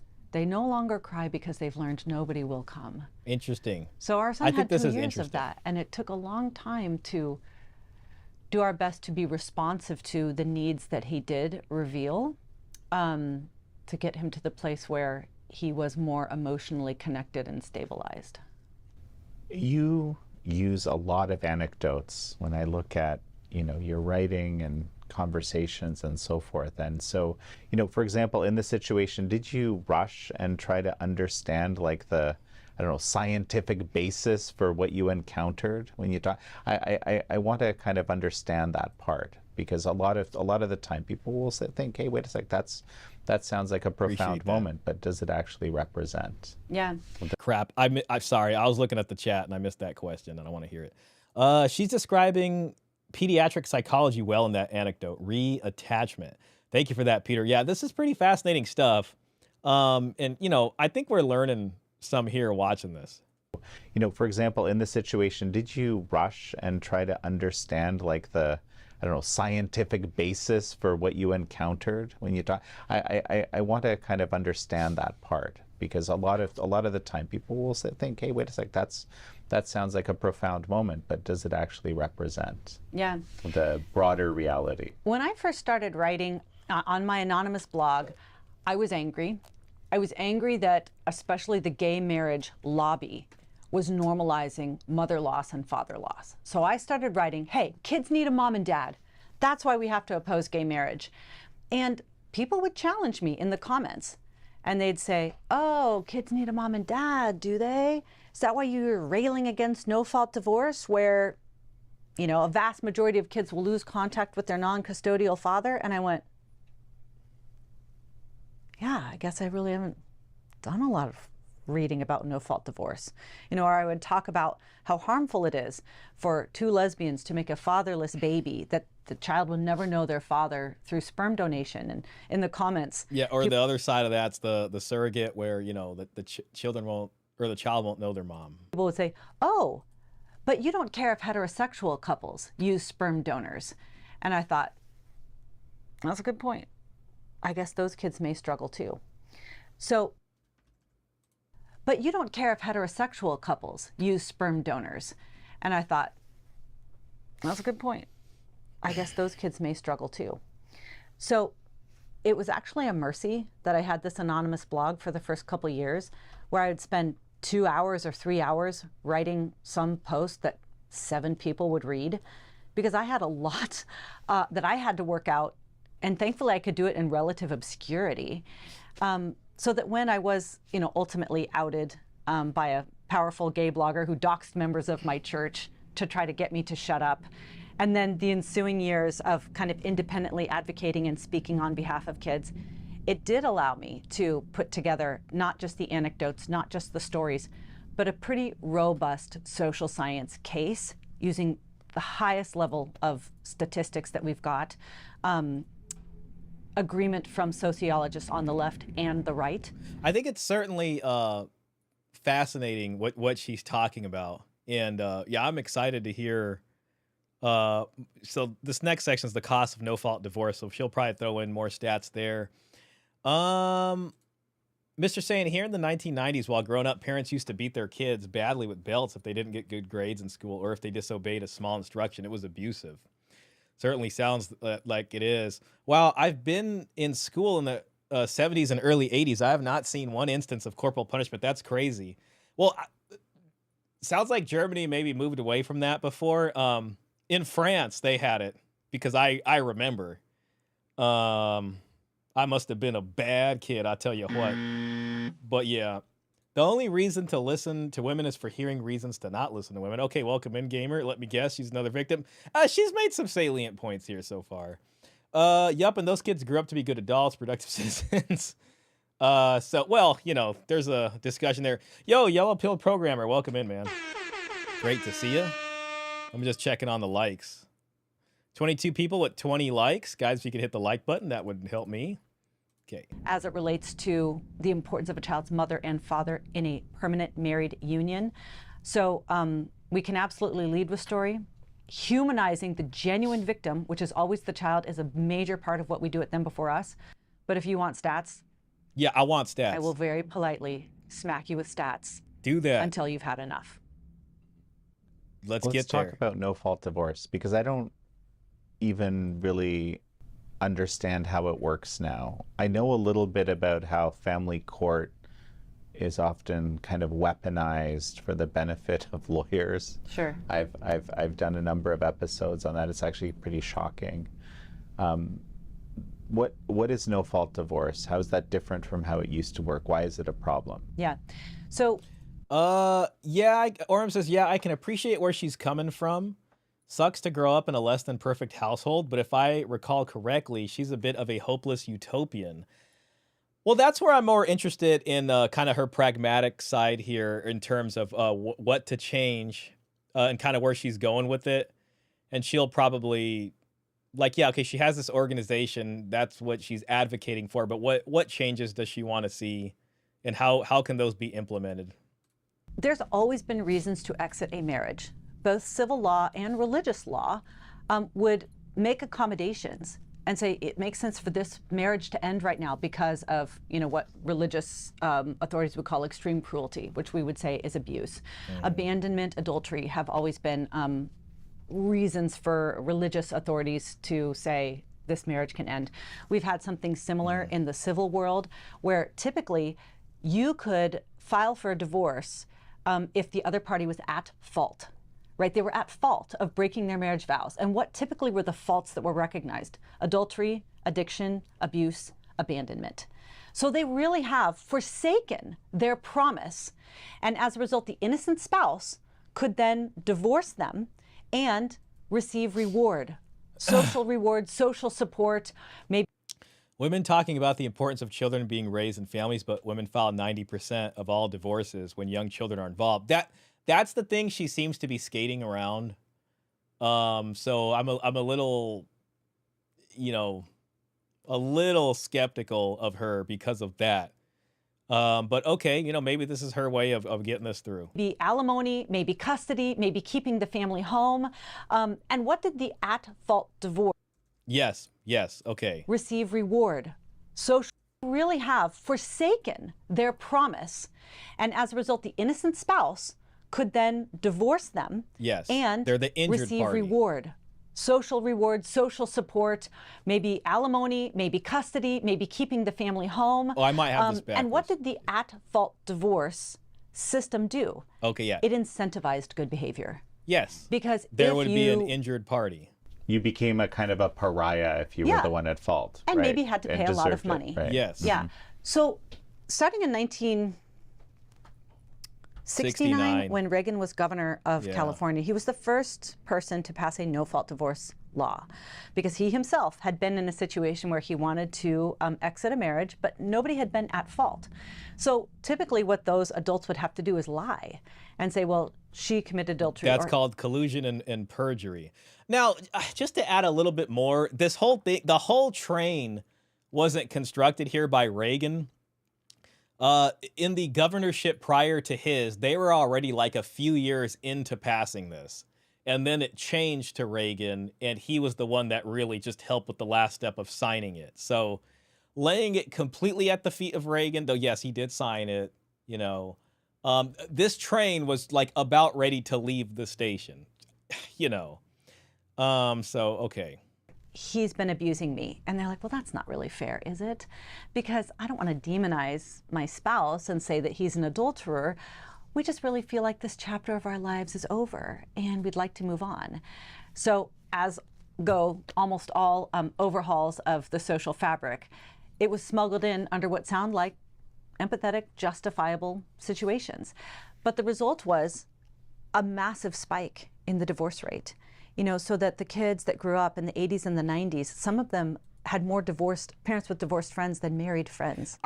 I'll admit, and forgive me, Luke, but it's just like I'm a little distrustful of her. I'm wondering if she's going to say anything about like father's rights or the importance of the father in the home.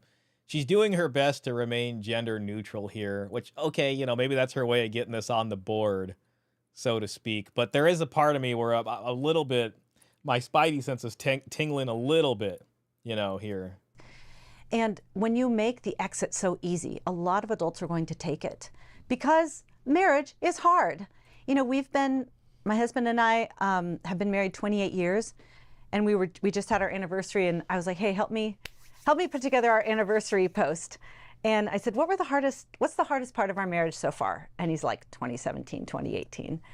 And I was like, that's right. I call those the warring years, where we just fought a lot. And the only time that we weren't fighting is when we were playing cribbage or rummy, and that was it.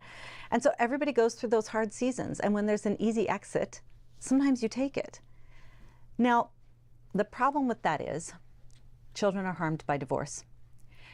We can measure it in terms of their physical body. All right, here come the stats. Their emotional health, their academic performance, and their own future relationships. That when a child's parents divorce, it is going to impact all of those areas of their life. There was a study done in 2017 that studied the telomeres. That's the end caps of the chromosomes of children that are responsible for health and longevity. Yes. Children who lost their father to death, incarceration, or divorce had shorter telomeres. So they were sicker. That's interesting. Yeah. I mean, listen, my biology's a little rusty here, but telomeres, I believe, are what hold the spindles of chromosomes tightly wound. And the way that your body comes in and uses DNA in order to get the information to then go into protein synthesis and rebuild your body with new cells based off of the blueprint of the DNA, these telomeres will unwind and allow, you know, these different elements in there to then get the information, go back in, and then produce the cells to reproduce, essentially. And the more tightly wound these spindles are by these telomeres, the more indication of health. As you get older, they tend to loosen. And this is where I think you get more mistakes and stuff and cell replication and you know, things start to unwind, kind of literally. So that's an interesting thing there. To hear about that children who lose their father through these, you know, sort of horrific accidents, but also in divorce have shorter telomeres. It's interesting that she says father specifically, kind of implying that, yes, it's the woman who sort of brought this on. Future telomeres. There was a study done in 2017 that studied the telomeres. That's the end caps of the chromosome. Little disappointed that she doesn't name the study. But that's cool. You know, you can't remember everything offhand. Let me go ahead and just see if we can. I mean, it's probably not going to be easy to find. I'm just going to try, though. You know what I mean? So let me at least try. Study in 2017 about the telomeres of children being worse if they lost their dad through an accident or divorce. I'm sure it exists. Here we go. Okay, I think we found it. Okay. Let's see what we got here. Oh, this is tight. Okay, a 2017 study published in the Journal of Pediatrics examined 2,429-year-old children and found that losing a father is associated with an average 14% reduction in telomere length. Yo, that's crazy. Guys, I think we just got another statistic to kind of put in the pile here.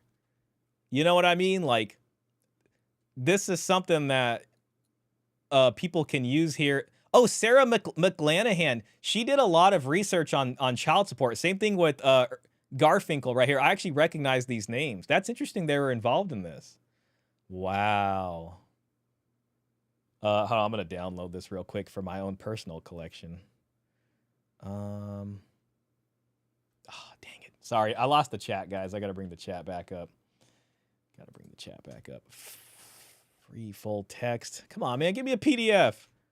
All right, I'll just bookmark it for now. I'll have to go back in later. Un momento. Legends. Pop out chat. Sorry, guys. My Google Chrome is... Okay, so yeah, awesome. Awesome. Guys, I kind of lost where we were in chat. Sorry. So yeah, let me just look at this. Okay, results. So father loss during childhood has negative health and behavioral consequences, but the biological consequences are unknown. Our goal was to examine how father loss because of separation and / or divorce, death, or incarceration is associated with cellular function as estimated by telomere length. Okay, so data come from the 9-year-old follow-up of the fragile families and child well-being study. This is a big thing right here. And they actually took this on when, you know, they were creating the whole child support program. What they realized is we had a huge lack of studies understanding outcomes for children, you know, with all these things. So they pretty much did this to track kids for a long time and take all these data points about them so that, you know, scientists can then look at this large study with all this information and then be able to try to extract understanding from it. A birth cohort of children in 20 large American cities, principal measures are as follows. Salivary telomere length. Mother reports a father loss and polymorphisms in genes related to serotonergic and dopaminergic signaling. Let's see our results. At 9 years of age, children with father loss have significantly shorter telomeres, 14% reduction. That's pretty significant, in my opinion. Paternal death has the largest association, 16%, followed by incarceration, 10%, and separation or divorce has 6%. Okay, so less than the other two, but still pretty significant. Changes in income partially mediate these associations. For separation and divorce, 30% for incarceration, 25% for death. Effects are 40% greater for boys, and 90% greater for children with the most reactive alleles of the serotonin transporter genes when compared with those with the least reactive alleles. No differences were found by age at father loss or a child's race ethnicity. That's a very good study. I got to give her some credit for introducing this. Thank you, Katy Faust. Conclusions. Father loss has a significant association. I can't help but just point out that it's father loss. It's not, because typically fathers are on the short end of the stick, it appears. But maybe I can't truly say that. And this is 2017. That's less than a decade ago. Father loss has a significant association with children's salivary telomere length, with the death of a father showing the largest effect. Income loss explains most of the association between child STL and separation and / or divorce, but much less of the association with incarceration or death. This underscores the important role of fathers in the care and development of children and supplements evidence of the strong negative effects of parental incarceration. Very cool, man. Very cool. They've done a good job of keeping that from us. I tell you what, that's a pretty good study right there. Klaus says, I'm going to have to look into that study. This is actually a very interesting takeaway. Yeah, see, and this is what makes listening to this worth it. And shout out to Luke Nielsen for putting this in front of us. I'll put the link here to this, Klaus, just for the sake of convenience, if you're looking for this. I'm late 5K, late to the party, not familiar with telomere. Yo, shout out, Jax. Welcome. I thought you've been here. Or not familiar with this study? Yeah, well, I wasn't either. So, okay. Okay, guys. Let's keep listening. Chromosomes of children that are responsible for health and longevity. Children who lost their father to death, incarceration, or divorce had shorter telomeres. So they were sicker in the future. They had more chronic illnesses when they grew up. They had a shorter lifespan. Divorce impacts a child's physical body. It also means they are much more hesitant to form their own relationships in the future. Yeah, I mean, that's just like such an extra tax and stress on the child. So that's probably going to be reflected in performance when it comes to ability to adjust, socially, probably academics, all kinds of things, so yeah, interesting. They have lower marriage rates. The ones that do get married have higher rates of divorce themselves. You can see it in their test scores. Children whose parents divorced have lower test scores. Yeah. They're less likely to graduate. There was a massive study using CDC data of 5 million children last summer that came out that showed that there's a 35 to 55% increased risk of early death in children whose parents divorce.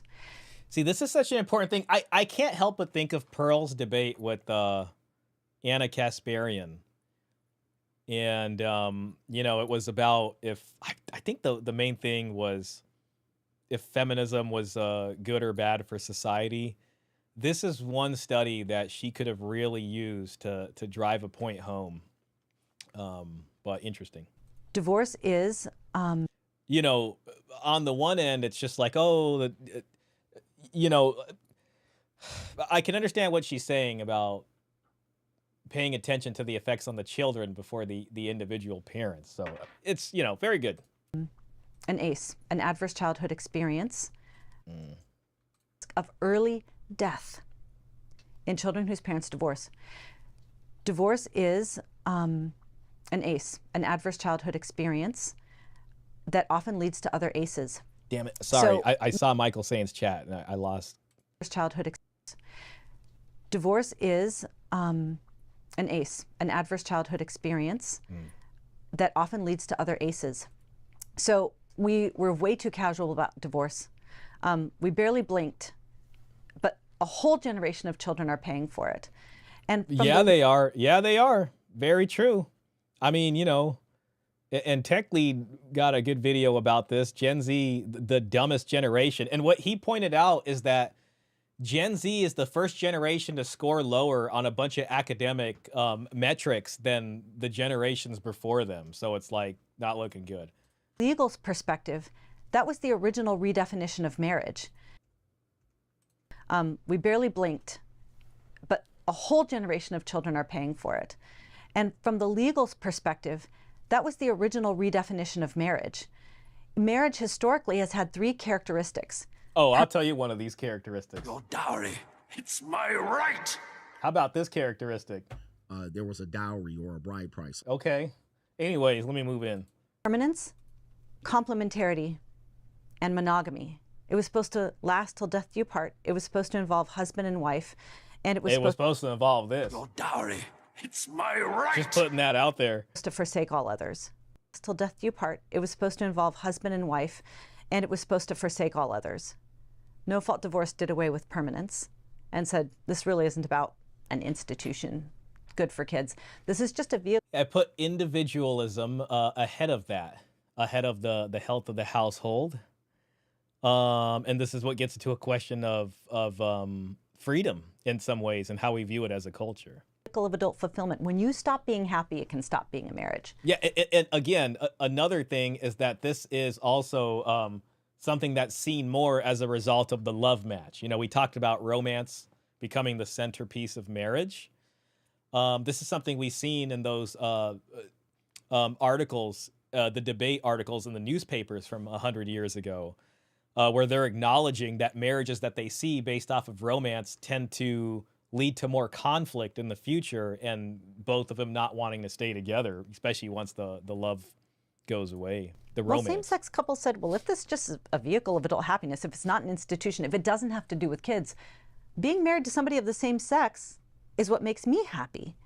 So on that ground and others, we passed same-sex marriage. And now polygamists are gunning for the same thing. Because if marriage is really just a vehicle of adult fulfillment, if it's just about adults being happy, a lot of adults are really happy being in a relationship with 3 other people.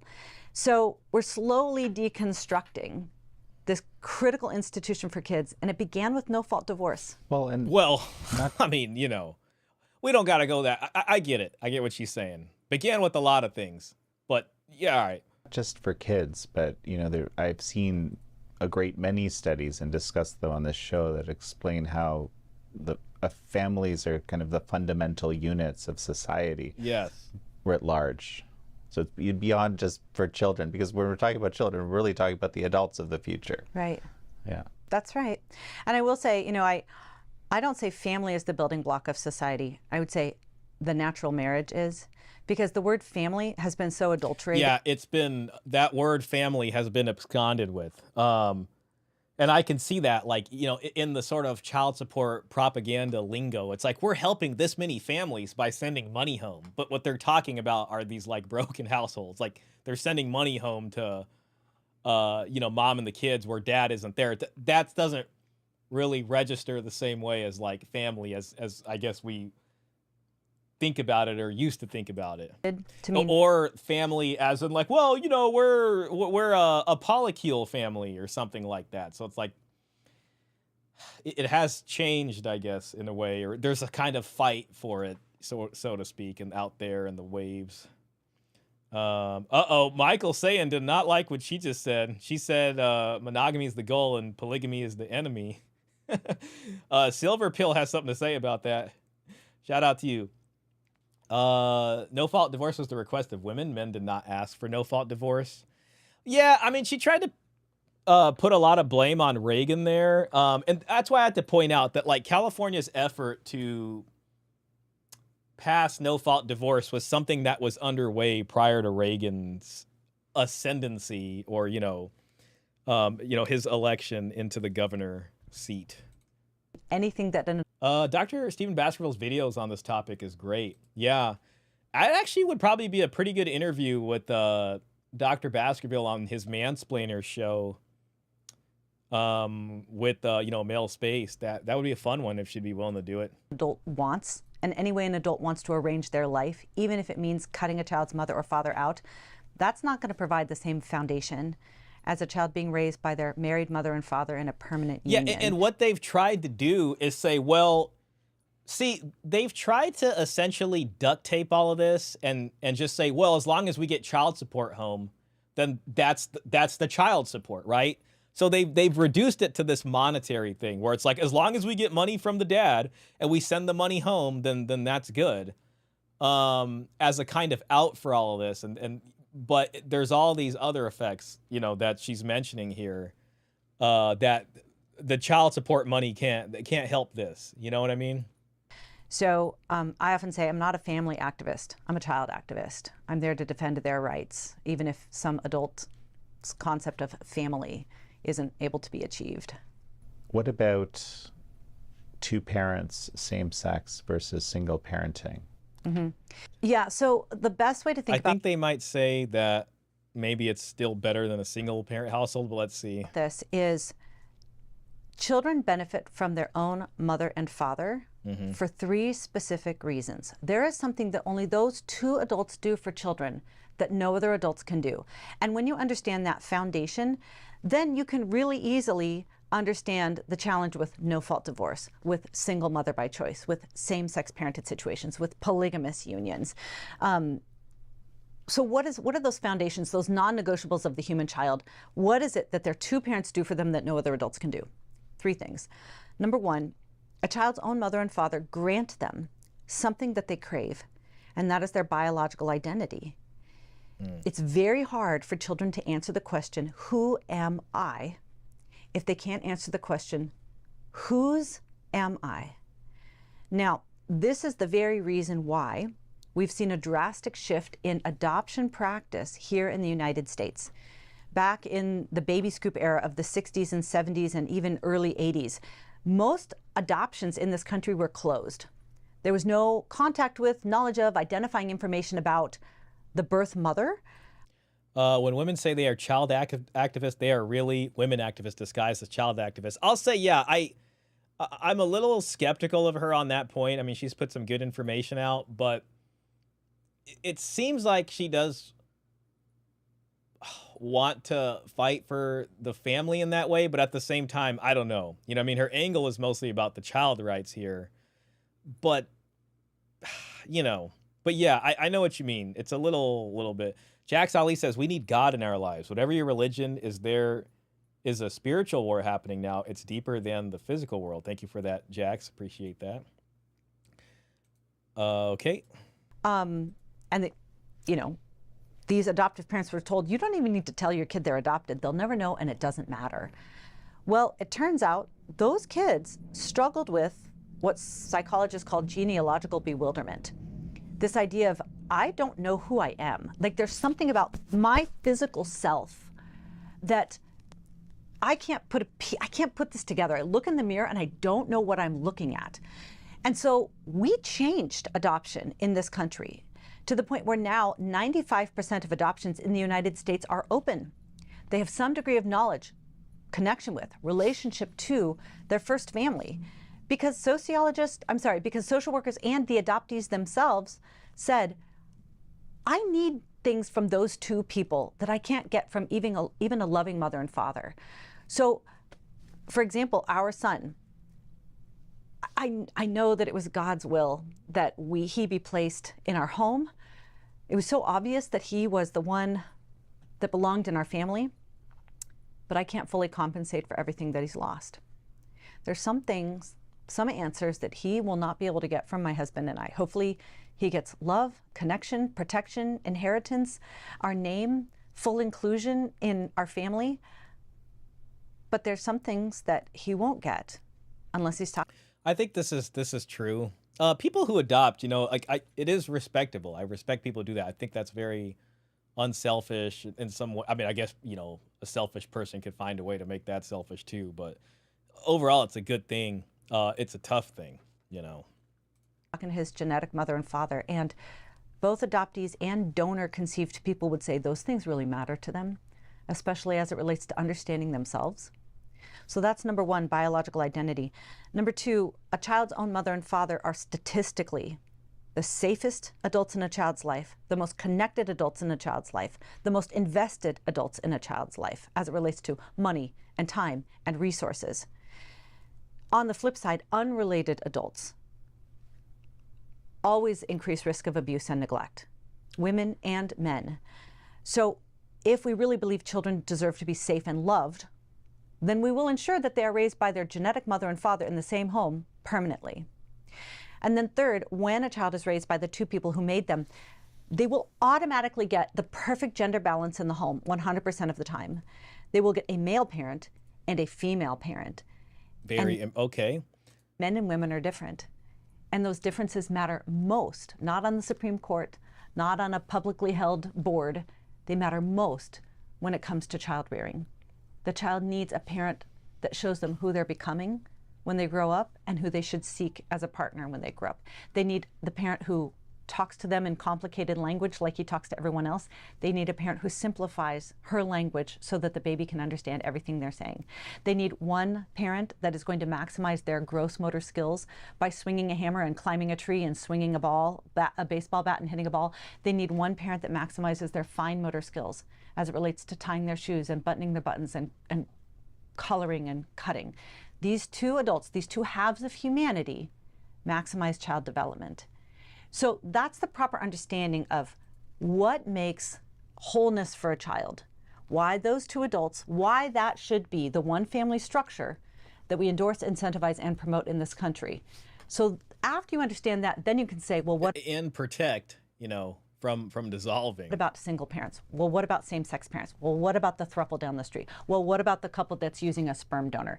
Once you understand the foundations of the human child, that is the framework to understand all other forms of alternative families. Because we're not in a perfect world, and there will be many examples where that, kind of ideal, but you're saying make this the ideal, incentivize this as the ideal.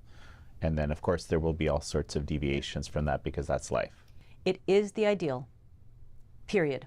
Sociologically, and anthropologically, biologically. A whole discussion here is just like how much technology has just improved in the last 100 years. And using that word improved almost implies that it makes things better for us.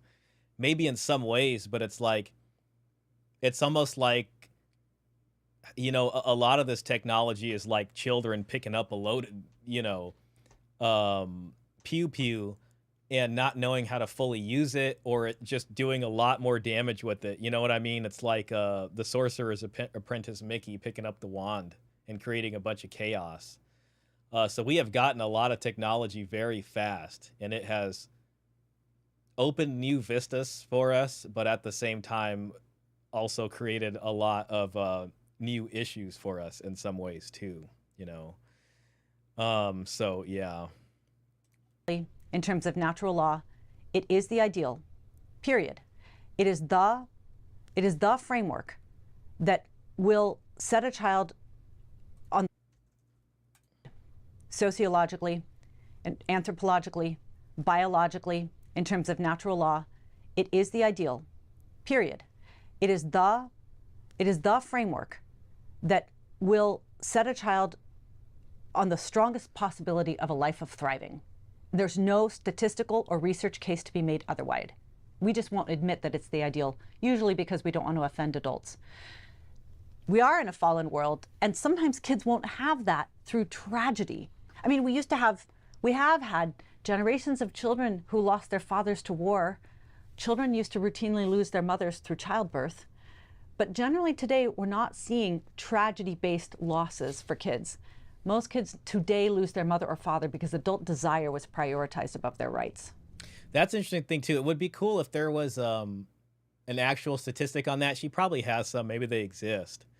But yeah, like even welfare, the program that we have was created because there were a lot of kids that lost their father in World War II.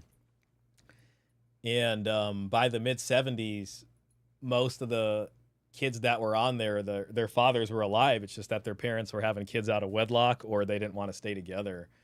So it kind of reminds me of that, basically. When you say period, that this is, these things are reality, period, I'm wondering, has anyone ever said to you, hey, you just have these strong Christian values, which you clearly do, even just from our conversation, and you're just kind of building your worldview and matching these statistics to fit that? It's very common to be in interviews. I had a 40-minute conversation with a New York Times reporter, I guess it was 3 weeks ago, and it was everything we've just been talking about. Natural law, the studies, divorce, same-sex parenting, critiquing the no different studies of the same-sex parenting world. And she said, but really, this is just about religion for you, isn't it? I said, I haven't brought up religion. You're the one that brought religion up. She goes, but this is just a Christian crusade, isn't it? And I'm like, I understand why you need to frame it that way. I understand why it's hard for you to contextualize this in any way other than me being some kind of Christian nationalist that wants to impose her morality on everyone else. What I've told you are the realities of the human child that are true in South Carolina and South Korea. They were true in ancient China and modern China. Like, these are the non-negotiables of the human child. The fact I gotta say, a lot of the problems she's talking about, I think, get solved if the children have the father in their life, and that the father has authority over the children, in the sense that,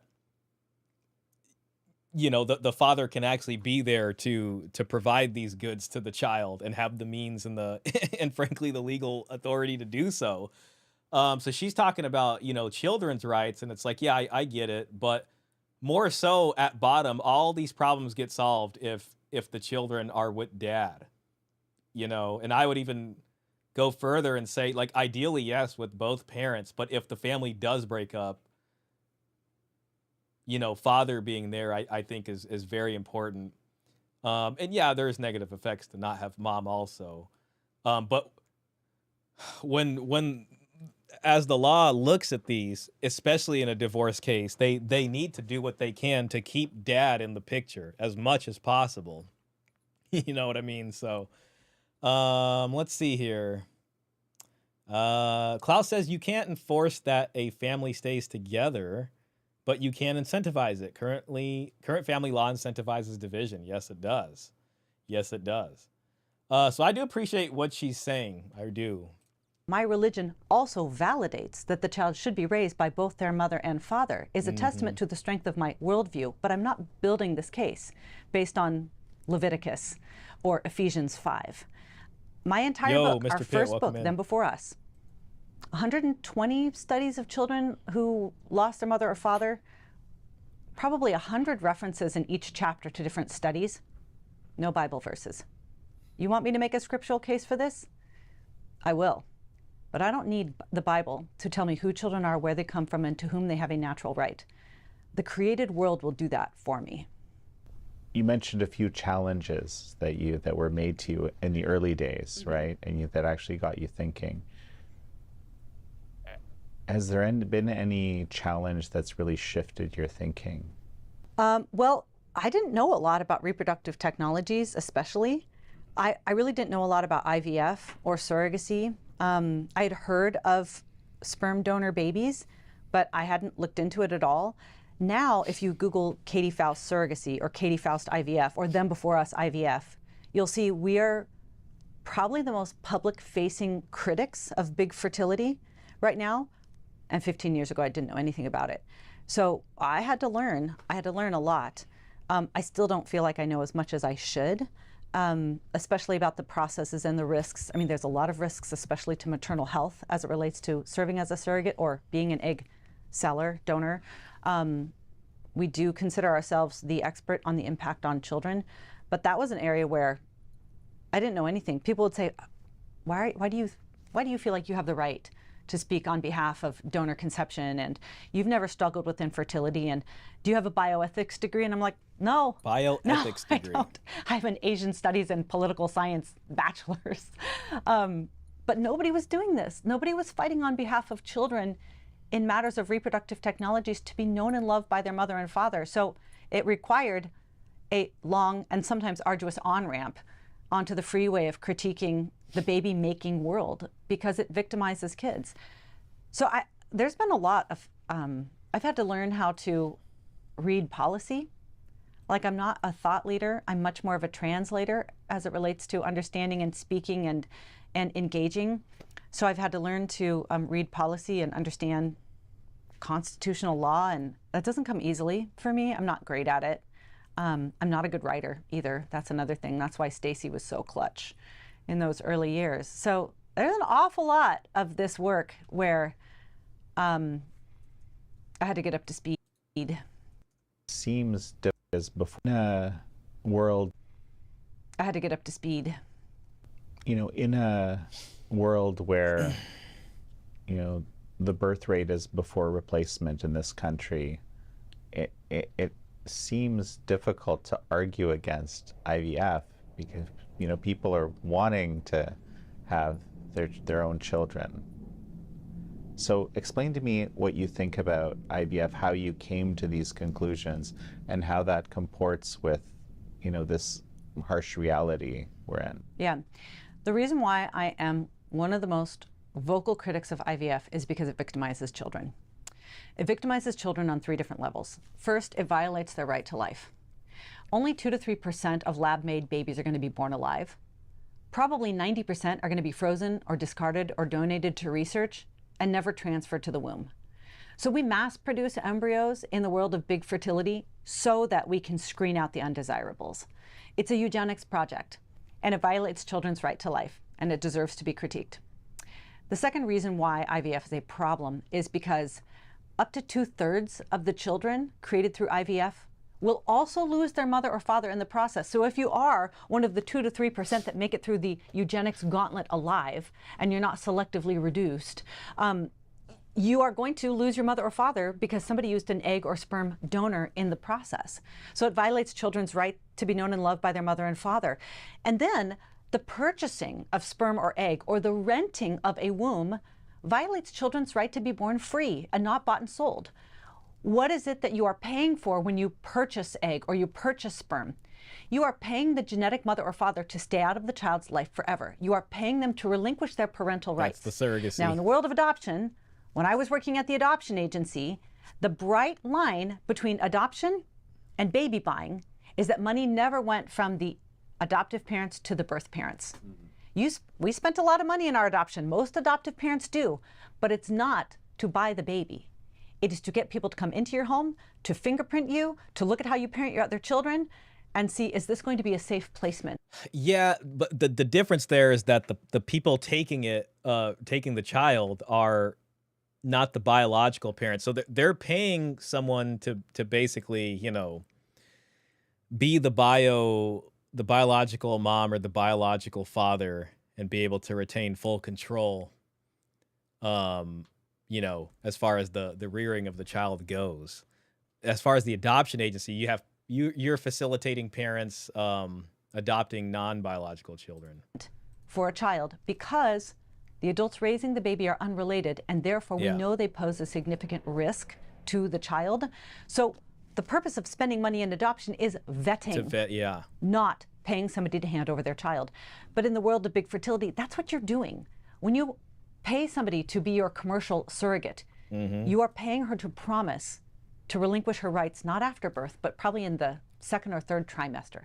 So that's why I'm a critic of IVF. Now, as it relates to the fertility. But will this help the birth rate? Well, and there's another question, though, because Dang it, I want to hear about the birth rate.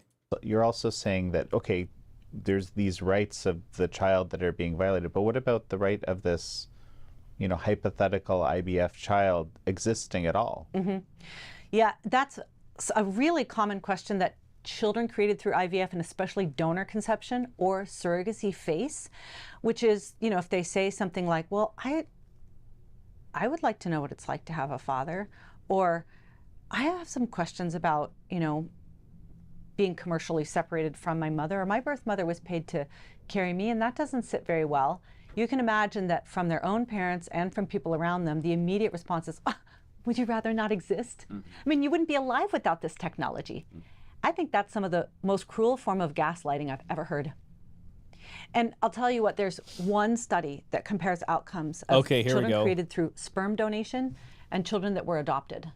The sperm donor children were always raised by their biological mother. Yeah, that would, Sometimes as a single mother, sometimes in a same-sex couple, sometimes with a social father. The adopted kids were never raised by either biological parent. They were always raised by two unrelated adults. But interestingly, the psychological outcomes for adoptees was better than the sperm donor children. See, like that, it's yet another negative on the single mother household.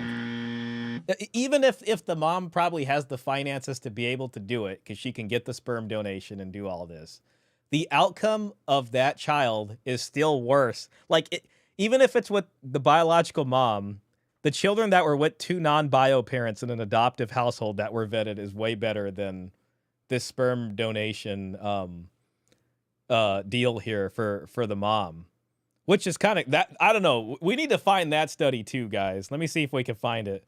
Dun, dun, dun, dun, dun, dun, dun. This, that's gonna be. Dang it! I wish you would have given us the year on the study. Let's see. Study that shows children of two adoptive parents have better outcomes than children of sperm donation raised by the mother. Okay. Oh, come on. I mean, listen, I want to believe her because she gave us the last one. There is no prominent scientific study directly concluding that children of two adoptive parents have better outcomes than children raised by a single mother or a solo parent via sperm donation. Major longitudinal developmental research typically evaluates these family structures individually or compares them to natural conception rather than ranking them against each other. I mean, if somebody can find that out there, I'd be very appreciative, because that one right there would be another zinger study. I mean, I want to believe her when she says that. The last study she gave us was there and is good. But if this one is there too, that would also be really helpful. So she didn't give us the year. It probably would have helped if we got that, but And I'll tell you why, in my humble opinion. It is because these kids experienced significant parental loss. They were not being raised by their father. These kids too. They weren't raised by their mother or father. But when these kids said, I wonder if my father knows that I exist. Do you think that I've passed him on the street somewhere? Do you think that that's why I play the piano, but everybody else in my family is an engineer? I'd really like to know who he is someday. The message that these kids, the donor-conceived kids, probably hear from their parents is, oh, that's not your father, he's just a donor. Yeah. Honey, do you know how much we paid to make it possible for you to be alive? Honestly, you should just be grateful that you exist. Versus these kids over here, if they say, do you think that my mother or father know where I am? Do you think I've passed them on the street someday? Maybe that's why I'm such an engineer and all of you guys are so musical. The adoptive parents are more likely to say, I've wondered that too. So, I mean, listen, I gotta say, I think the outcome's better because one of the kids has dad in the home, even if it's adoptive dad, like, ideally, yeah, biological dad. But I think she's going a little bit here to avoid, she did kind of mention dad in the home. Yeah, it's one thing about knowing or not knowing, but I still think it's also because there's a two-parent household with dad in the home versus just single mom over there. So, I think it's sad that you weren't able to stay with your birth family. We'll do what we can to make sure that if they're in a good place, that they get a birthday card from you. And if you ever want to go find them, we can go with you. These people, these children over here are being raised by the adults who created their loss. These adoptees are being raised by the adults who are seeking to mend their loss. It's not adults, though. Well, I guess you can say from the sperm donation, but really it's from one person's choice to go that route. So they're getting raised in a single-parent household for the most part. That creates a really significant psychological burden on the child. Both of these children have questions. Both of them are going to experience grief. Both of them are going to mourn. The donor-conceived children are much more likely to mourn alone because they're met with the, you should be grateful to be alive. The adoptees are more likely to have other people join in their questions and their longings because the people raising them would have wanted it to be another way if possible. So It seems that most men are not interested in raising children if it doesn't come with a wife, mother of child, nuclear family package deal. I think that might be true. I think for the most part, I mean, it seems that way to me. She forgets that their biological extended families would raise the kids if their parents died. Only today do we adopt kids out to people that are not their extended families. Yeah, there's that, and you could say godparents and things, also another avenue. Um, yeah. that objection, don't we want more babies? Don't we want them to be alive? No. I think that we can insist that children have a right to their mother and father, and we need more babies. And children shouldn't have to lose their mother or father so that we can increase the birth rate. Okay, so what well, about, she kind of mentioned so what both, about surrogacy with both biological parents? So if you look at surrogacy from the adult's perspective, Okay, here we go. it's pretty fantastic. You get the child that you want. Oftentimes the surrogate's happy. She's made $40,000, $60,000. Oftentimes the egg or sperm sellers are happy. They also made some money. And obviously the parents, the adults taking the child home from the hospital, they're usually very happy with the situation. Lawyers don't mind either.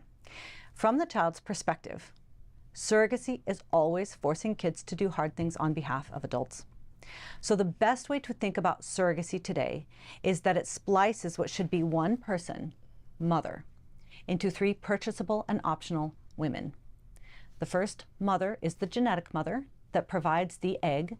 She is the person that helps children answer the question, who am I? She grants kids their biological identity. She is the one that by the numbers, 80% of kids are going to want to know the identity of, because she is the one that can answer the question, who am I, for them. Well, not to mention also the father. Let's not get too ahead of ourselves. The second mother is the birth mother, the woman with whom the child bonds for 9 months.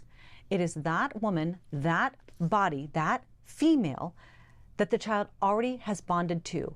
Like, why is it that we put newborns on their mother's chest right after they're born?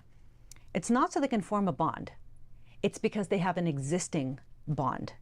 That woman's body, the smell of her breast milk, the colostrum is the exact same scent as the amniotic fluid the baby's been swimming in for 9 months.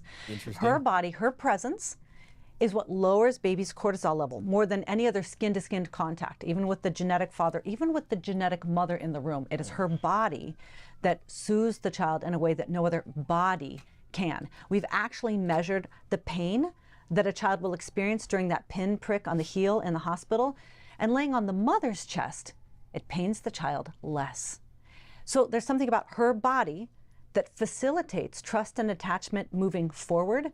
And adoptees who lost their birth mother on the day they were born would call that a primal wound, right? They lost something that they needed the day that they were born. And many adoptees, and now some surrogate conceived children, would say it hampered them as it related to their ability to form relationships in the future. Many of them would say, I have a fear of abandonment. I sort of smother people around me because I'm always worried that they're going to leave me. And it's some sort of unconscious urge to try to compensate for something that they lost the day they're born. So the second one is the birth mother. The third is the social mother, the woman that provides that female-specific love, that tailored development that only a mother can provide every day of the child's life. So those are the three mothers. Now, according to nature, all three of those are going to be one woman. The woman whose genetic identity contributes to the child is also the one who gestates. Appreciate 25 likes from everybody. Shout out. And also the one that kisses their boo-boos as they grow up. Surrogacy allows you to cut. The question the interviewer is not asking is, how do we reduce divorces? Everyone knows parents are important. Fatherlessness is not a child right issue. It's a divorce and family court issue. Yeah, Michael, and I mean, all this damage she's talking about is downstream of essentially that, families not staying together. So I am interested. It seems like her kind of angle is fighting against these kind of IVF sperm donation facilities to maybe make it less accessible for one parent or the other to avail themselves of this technology. She hasn't really laid out what you're asking. Maybe push back against no-fault divorce. I mean, she said it was bad, Jan not gonna rock that boat. I'm gonna bet he's a blue pillar. Cut and paste, sort of a la carte. Which mother do you need? Which one do you not want? Some children are going to lose just their birth mother if the child goes home with their genetic mother and father. Okay, so they're only dealing with the birth trauma and the struggle to trust and attach, but they won't deal with their genetic identity, and they'll have the female-specific love. Some children are going to lose their genetic mother through egg purchase. Some will lose their birth mother, and some will go to a household where there's no maternal love at all. So there are scenarios where children will lose their mother to tragedy, and we mourn, and we seek to mend their loss. Surrogacy forces us to inflict that wound on a child intentionally just because an adult wants something. You know, I'm sure there's a corollary with fathers. I mean, she's talked a little bit about it. And sperm donation is the other side, you know, of surrogacy, at least for the women that at least bear the child. So no, there's no scenario where surrogacy is child-centric. It's always adult-centric. I'm not convinced of this, because if I have, you know, if me and my wife wanted to have children, but we just can't, right? Is it better of us to just give up on that, better for the child to give up on that than to try? Fair question. Not gonna lie, it sounds like a stretch. A kid didn't have skin contact at birth to the kid will have abandonment issues. Yeah, I mean, I think it's fair to question that and say that. You know, she's probably really trying to drive that home as much as possible. Better for the child to have adults sacrifice for them. Well, this this is where Orem's comments earlier have some bearing, where he's like, I'd rather be alive with adopted parents than not be alive at all. So it's just interesting. Mad Villainy gave us something here. Sent a controller. Well, I appreciate the gaming controller, man. I mean, I'm going to give you this for that. You got to stay gaming, bruh. Don't focus on no girl. Just stay gaming. Thank you for that. Interesting. Have you ever noticed that liberals, men and women, never ever are fighting for fathers' rights or patriarchy? Yeah, I mean, there seems to be a little bit of a lack of it here. I mean, she's saying from the view of children's rights to be able to see their father. I'm more interested in her sort of practical way of going about that, which I don't think she's laid out too much other than that it's the ideal. It's all about profit at the end of the day. Surrogacy denies kids the ability to get to know both parents. Sad. It is very sad. I would think that we are sacrificing for them quite greatly. Monetarily? Not monetarily. Like, also by giving love to them. So I know she's real set here on her point. And you know, I can't be mad at her. Maybe that's like me and the dowry and stuff, but I think he's making a good case here. Like those parents are still going to give. It's not just about money. It's also the love they will give to them, the parental love. Changing our lifestyles, trying, you know, really the whole idea is around the child here. I mean that sincerely when I'm saying this. I mean, yeah. I totally understand why a lot of people will see it that way. I don't think the child would ever consent or agree to losing the only person they know the day that they are born, and the subsequent struggles that accompany that. So the closest... This is where it kind of gets stretched out, I don't know, a little bit for me. I kind of see what the guy's saying more, that the kids consent to this and that. I kind of like Orem's point on this. Like, yes, it's not the ideal. For some people, this is a viable route to go down if it's a two-parent household, you know? So I think your argument gets weaker when it comes to a child via surrogate for a two-parent household. I understand it's not natural, you know what I mean? So this is where I think she's kind of pushing it a little bit, you know? You could remove or at least reduce the financial benefits of divorce, but that's not going to happen, as the mothers with child support are financially unresponsible spenders. Removing the money from single mothers would hurt the economy. Right, Klaus? 100,000%. Luke says they become a burden to the state, which is why they developed a system to go after the fathers in the first place. Very true. Caesar Quintana says you can't miss what you never had. Thank you for that, Caesar. The most data that we have now, we don't have a whole lot of data on children created through surrogacy. Yeah, and the ones that are created, that sounds about right. Okay, so there's not a lot of data, but let's see what you got yet. first. been able to parse out, well, they were raised by two men, well, they were raised by their genetic mother and father. So she's saying so far they're not yet able to parse that out. On children created through surrogacy. And the ones that are created, we have not yet been able to parse out, that's well, they were important to raised know. by two men, well, they were raised by their genetic mother and father. It's hard to get good studies on this for several reasons. Number one, it's actually unethical to test mother deprivation on children. That's fine, but the fact that it is lacking in those areas, I think is a bit of a detriment to her cause. We will not allow it because we won't subject infants to that kind of cruelty. That sounds like a good ethics rule to me. Right. So it's hard to test the importance of birth mothers on children because right now we only do it in rodents. We won't even do it in chimpanzees anymore because it was too cruel. Number two, the children that have been created through surrogacy, there's so few of them by the population, it's hard to find them at random.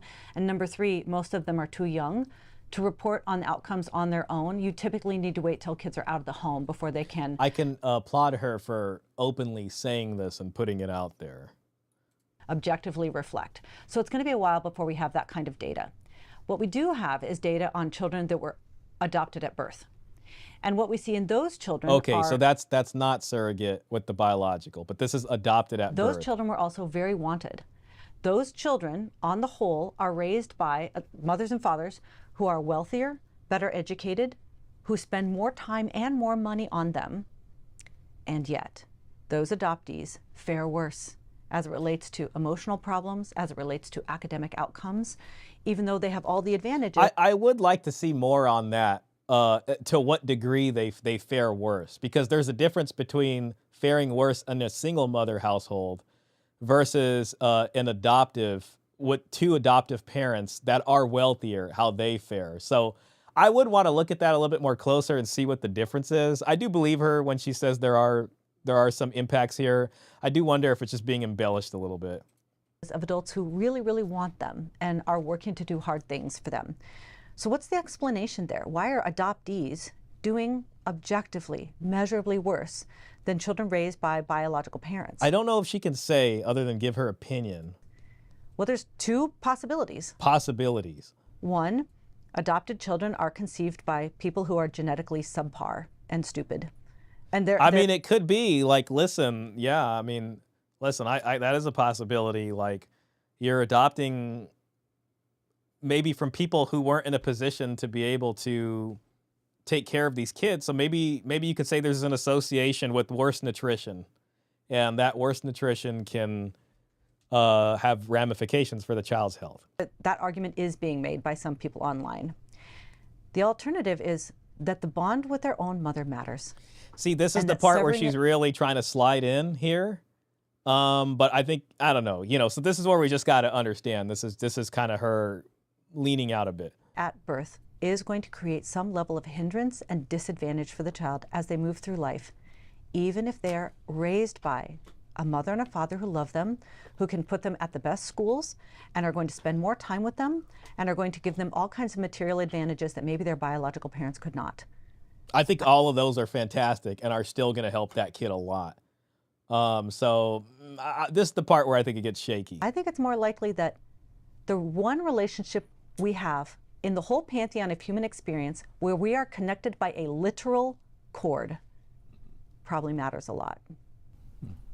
Just that in this case, right, in this specific instance, the child couldn't exist at all.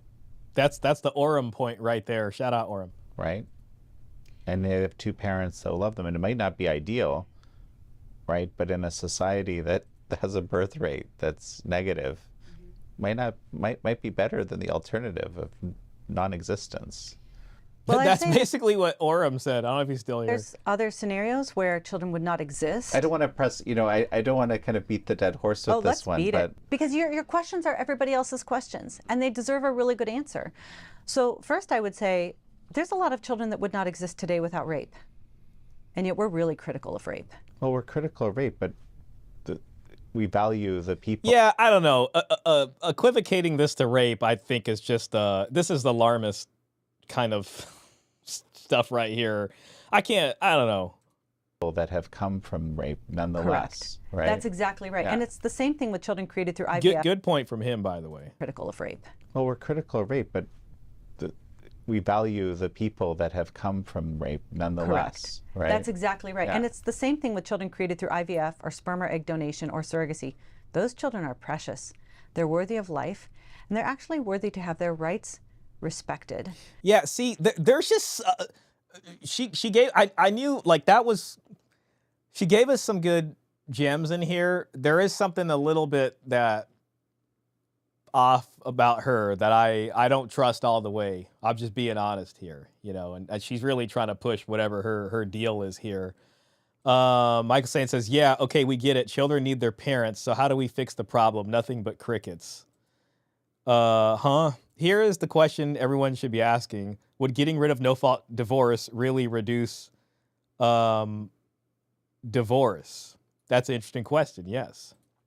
Because they are so precious, because they are made in the image of God, because they have human dignity, that's actually the case for being critical of IVF and surrogacy and third-party reproduction, because they actually deserve the kind of respect and dignity that the rest of us would expect from a world that puts children first. On the question of, well, don't we need these reproductive technologies because we have a 1.5 birth rate in the United States Okay, and like she's gonna address around 1.4 in Europe? The answer is no. That what the few jurisdictions that we have. Okay, so let's see. So she's going to give us her opinion on how maybe how to solve this, it kind of sounds like. That have subsidized IVF, reproductive technologies, you don't see an increase in birth rate. What you see is women postponing childbearing longer. Interesting So point. it actually creates an incentive to put off childbearing, which is the exact opposite of what we need. The places that do see increased in birth rates, what do they see? Earlier marriages, which leads to women taking advantage of their reproductive years sooner rather than putting them. So she has to provide some kind of incentive or way to facilitate early marriage. And at bottom, it does require people choosing to get married. People have to see that there is some good to do this, to be incentivized to want to take it, you know. Luke Nielsen says they don't want to fix the problem. No one wants to hold women accountable. It won't fix for a long time. Fact. Yeah, and I think even she's managed to dance around it pretty significantly in here. Them off. So there are places where we have tried to subsidize reproductive technologies and it doesn't touch the birth rate. So maybe give me a picture of how you view adoption, whether it's what you did, right? Conventional nuclear family adoption, same-sex couple adoption, single-parent adoption. How does this all flesh out? Yeah, it's a really important question because adopted children are vulnerable children. And the best way to think about adoption is it's not for adults. It's not a way for same-sex couples to complete their family. It's not a way for infertile couples to have children. The adults are not the client in adoption. Children who have lost their mother and father, they are the client in adoption.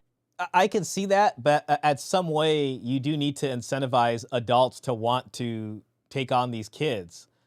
So there has to be some reason for them because, you know, they can't have kids. So it's like, yeah, we want a child. And typically they do go through background checks and stuff for that, which is good. Adoption's one of those things where it's like every single society on the planet is going to have orphans and they need some way to deal with this. And ideally getting an orphan child into a two-parent home, if they don't have either of their parents, is something I think you'd want versus them growing up in like a foster care facility with like 20 other kids or something like that. You know what I mean? So it has a place and there needs to be incentives for the parents to do that. So I get it, you know. The only thing that will fix divorce is giving fathers 100% custody. Women file for divorces and presumptive father custody gets rid of the woman's desire for divorce. Yeah, I mean, at the very least, if they're filing, especially because of no fault, they should not walk away with even a right for custody or even a right to the household itself and the assets therein. The assets should be there for the children. So if you want a no fault walk away, like if we're going to keep that, then at least keep the assets of the marriage together with the person who doesn't want to leave and is not at fault. And the children should be, the custody should be where the household is. So you leave then. But you can't now dissolve the entire conjugal estate here because you want to leave for no fault. So that would by default, especially if it's women initiating no fault all the time, leave custody with the father, basically. And I remember back when I was at the adoption agency, I went to the founder, I was like very new, and I said, oh, we've got this adoptive couple, and boy, there's a lot of red flags, but I'm pretty sure that I'm going to be able to get them approved. And she goes, you misunderstand.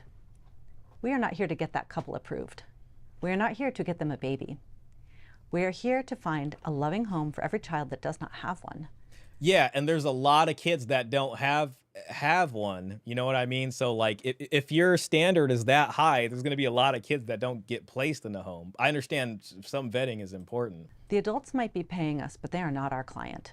The child is the client. I was like, I'm so glad that I learned that lesson early, because that's the right way to think about it. So what do children need? Whenever possible, they need maternal love. So she just said the adults are paying us. So in the beginning, she mentioned about adults making sure that the payment doesn't go to the birth family, so they're not selling kids, but the adoptive parents are still paying the adoption agency, and they're still taking money for them from the parents. So it's not just about the kids. They're also getting money from the parents, because the parents are trying to solve a problem for themselves too. I don't know if it's worth getting hung up on this, but you know, still. Paternal love. Every child needs a mom and dad. They need maternal love. So what do children need? Whenever possible, they need maternal love and paternal love. Every child needs a mom and dad. But adopted children who have experienced that maternal loss, and maybe who have been part of a revolving door of foster homes or have suffered. Says nothing about the father loss. If the child's being adopted, dad's not there either. So she's focused on maternal loss, but there's also a miss of father loss. Institutional Paternal. deprivation like our son. Maybe you could make a case that they need a mother and father even more. You know, that they need that soft parent that is going to be more emotionally in tune with their immediate needs. And then you need the other parent who will have generally firmer, better enforced boundaries. And I think that that's a possible reason why our son was able to stabilize, because mother and father were the food that he needed on steroids to get to the place where he could overcome a lot of those early deficits. It's easy to fight for child rights. There is no one challenging that or pushing against the rights of the children. Yeah, I mean, it's basically this.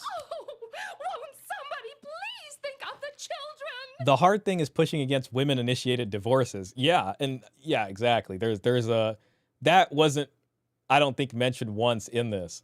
So think about it. She sounds noble, but is she really? She is not fighting against what causes children to lose their parents. She is using a Band-Aid approach, addressing only the symptoms. You're right about that, and I got to give you one of these.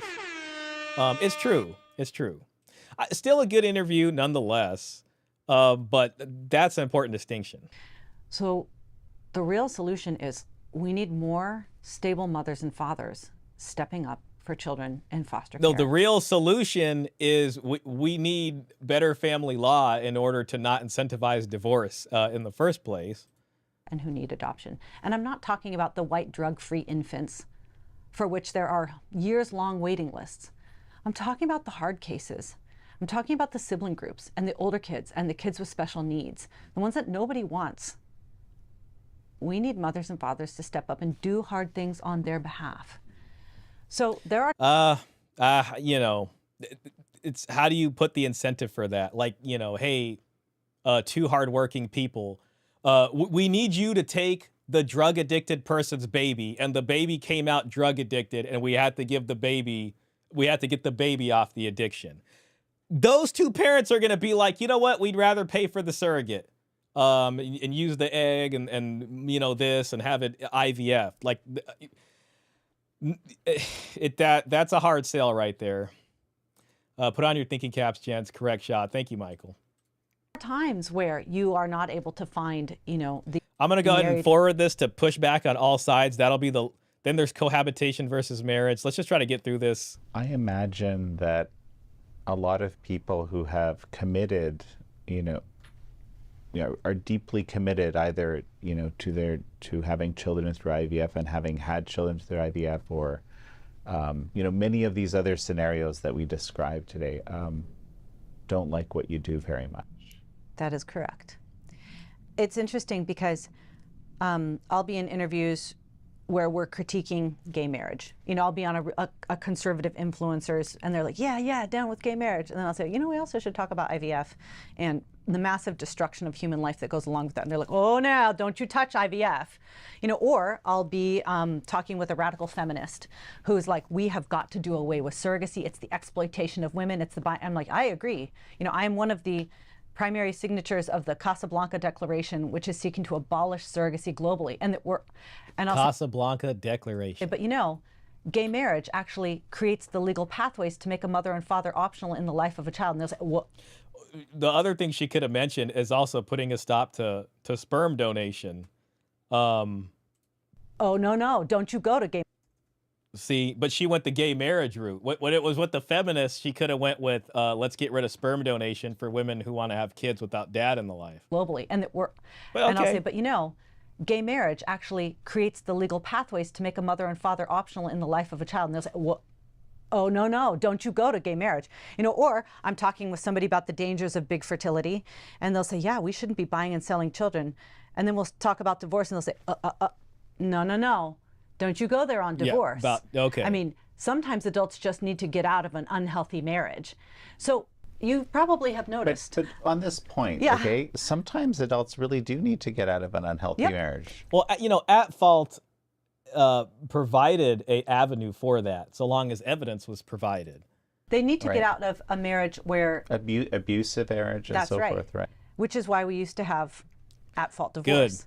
Yes. Because there are times to exit a Yeah, we marriage. had a mechanism And in for those that. situations, I think the guilty party should be punished. In no-fault divorce situations, now what it has resulted in is the parent who wants the marriage the least has the most amount of power in the proceedings. No. The parent who brings the least amount of material, tangible stuff to the marriage has the most power in the proceedings. She got this part completely wrong. All right? So who has the most And very power often is who brings the least to the marriage materially. marriage. And in those situations, I think the guilty party should be punished.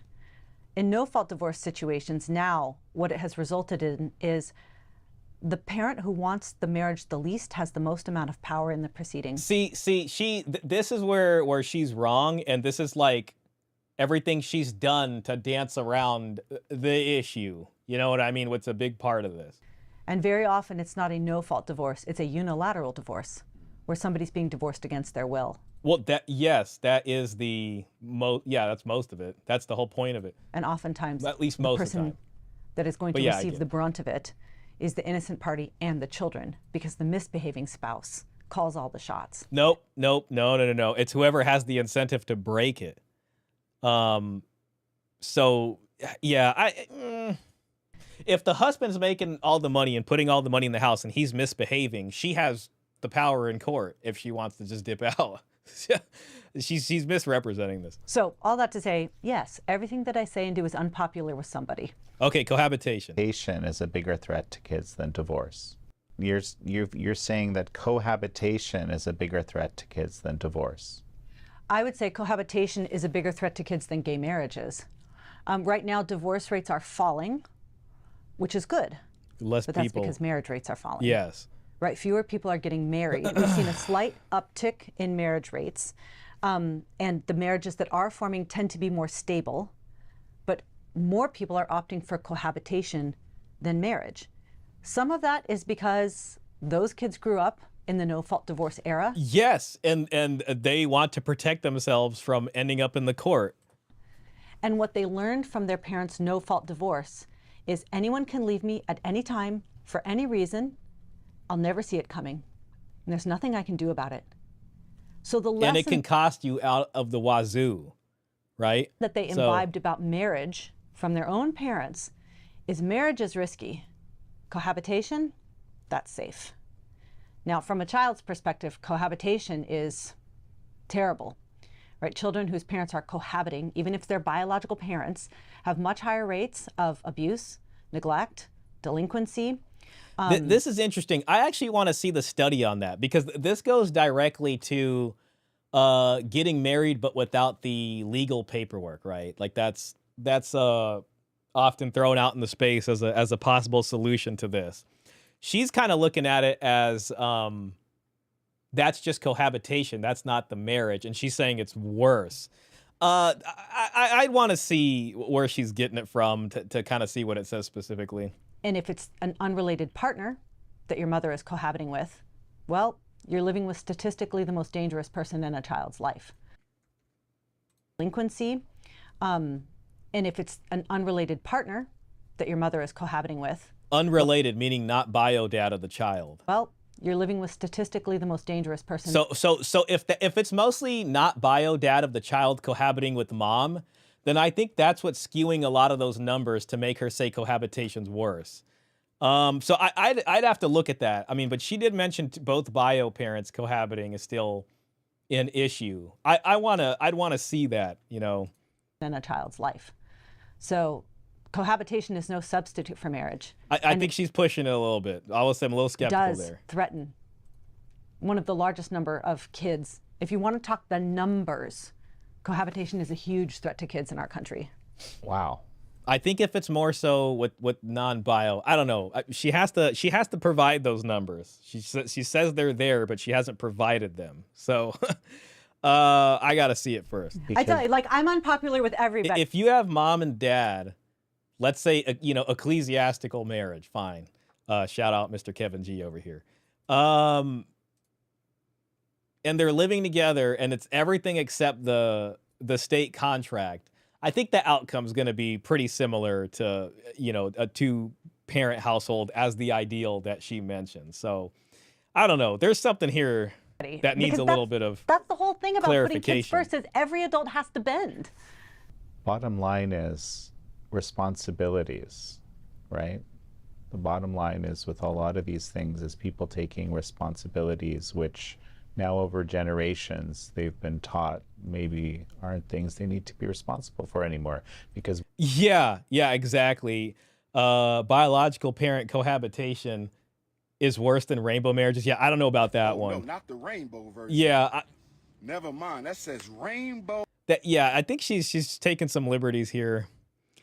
Ecclesiastical marriages will get you nowhere in Germany. Would be considered common law marriage, and you're screwed pretty much the same. Thank you for sharing that, Klaus. That is important to know, especially for the folks over there in Germany. And also to check your local jurisdiction if that applies, depending on where you live. If one is not the biological parent. That part I can understand, but she mentioned even as both of them as biological we've been parents. emancipated from those responsibilities. I think that's part of it, but I think we have circulated the same lies culturally over and over that and blank slate theory. I'm just cutting you off here, but that's also this idea, right, that there's no genetic component. I mean, of course, that has always been ridiculous, but it's still very prominent. And sorry to cut you off like that. No, that's it. Like, there's genuine, non-negotiable. You can't swap them out. Needs of children that are hardwired into them. Okay, and the global political to first consider the kids. That if they are trying to, I want to take over every country of the world. Mm-hmm. I want every country, the personal and the political, to first consider the kids. That if they are trying to figure out if it's parent one or parent two on a birth certificate, or if it's mother or father on a birth certificate, they first say, what about the child? The child needs their mother and father. They get their identity through that mother and father. They're most likely to be safe in love with their own mother and father. So we probably should not normalize the idea that any adult can put their name on a birth certificate and take a vulnerable newborn home from the hospital. If it has to do with your personal decisions, what about the child? Before you try to think, I can just run off with my trainer at the gym because he's the guy that really gets me. And my kids would be so happy if I'm happy. The answer is no. You conform to what your children need, which is you in a relationship with their father in the same home, joyously and sweetly all their life. So that's it. Like, I if I have my way, I'm going to get up in everybody's business. And we're going to do what we can to force the rights of the child to be at the forefront of every conversation in the culture and the courts.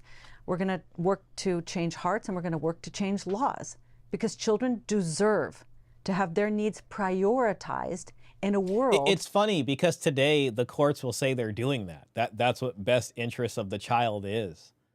They will say, yes, this whole thing is designed around the best interest of the child. That is so eager to dismiss them. Okay, well, I think that's interesting. Let's see what the comments say. Okay. I think it was interesting. I think it was worth watching. I think we learned some, and I do appreciate Luke Nielsen for sharing that with us.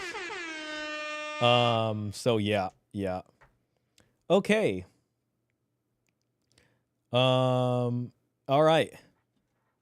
She gives a lot to think about. I learned in my later years that the best gift a dad can give his kids is to love their mother. Okay. This is an exceptional sociological discussion. I highly recommend it. Timely for the world we live. I love her and her rage. Our youngest is adopted, and boy, is Katie correct. Adoption is not for the parents. It's for the child. My father died in 1959 when I was 10. We definitely missed our father, husband, but we had a very strong church, school, parish ties that helped a lot. The disintegration of the strong neighborhood has made a terrific difference too. I think this is a fair point right here. And it kind of goes to talk about extended family as well, I think. Her story about the crying baby in the Chinese adoption agency is heartbreaking. This was incredibly refreshing in a world that tells you to put yourself above everyone else. Family is the foundation for our society. Sadly, the family is under attack, and we must fight to keep it from being dissolved. Excellent discussion. I respect Katie 100 for her ability to articulate the issue so well and advocate for children. It's needed. Marriage with kids is best done with people who have personal maturity. That's hard to find. My mom was white, my father black. Lost my mom at age 10. Father was never in my life. I'm 60 now. This lady in pink knows what she's talking about and is speaking the truth. This topic is so close to home for me. Finally, someone is talking about it. Children have the natural rights. Adults have the duties to help fulfill them. I like how you made the distinction at the beginning to define rights. Unashamedly, unapologetically speaking truth. Wonderful interview. She's saying adults needs to be adults and take responsibility for their behavior. If your child will eventually have to learn that from you. Okay. She's talking ecclesiastically in an ideal world like Andrew Wilson. Yeah, I think you can say that. Very interesting. Yeah, good one. Are you going to talk about Panama making paternity fraud illegal? Haven't seen that. Maybe you can share some info on that. Michael saying, I am on Manosphere today. Check it out, please. On Manosphere today? Is that a channel, Manosphere Today? If you can give us a little bit more info, that would help us. Thank you for that $1.99 super chat. Gonna add that to the dowry chest. Shout out to you, man. Appreciate you, man. I always appreciate that. So, real quick, I do have one brain rot for us. So let's go ahead and watch this. I think this one might even need to be made into a sound effect. So, real quick, shout out to the 26 people watching, and we got 26 likes. Appreciate y'all. All right, let's see what this guy has to say. Go ahead and just put that down a tad. And it says, I wish I could be an alpha male. Okay, guys, so we got alpha male incoming. I just wanted to let y'all know I'm an alpha male. Okay, here goes. I wish I could be an alpha male. You guys make it look so sick and badass how you're all totally lions and not sheep.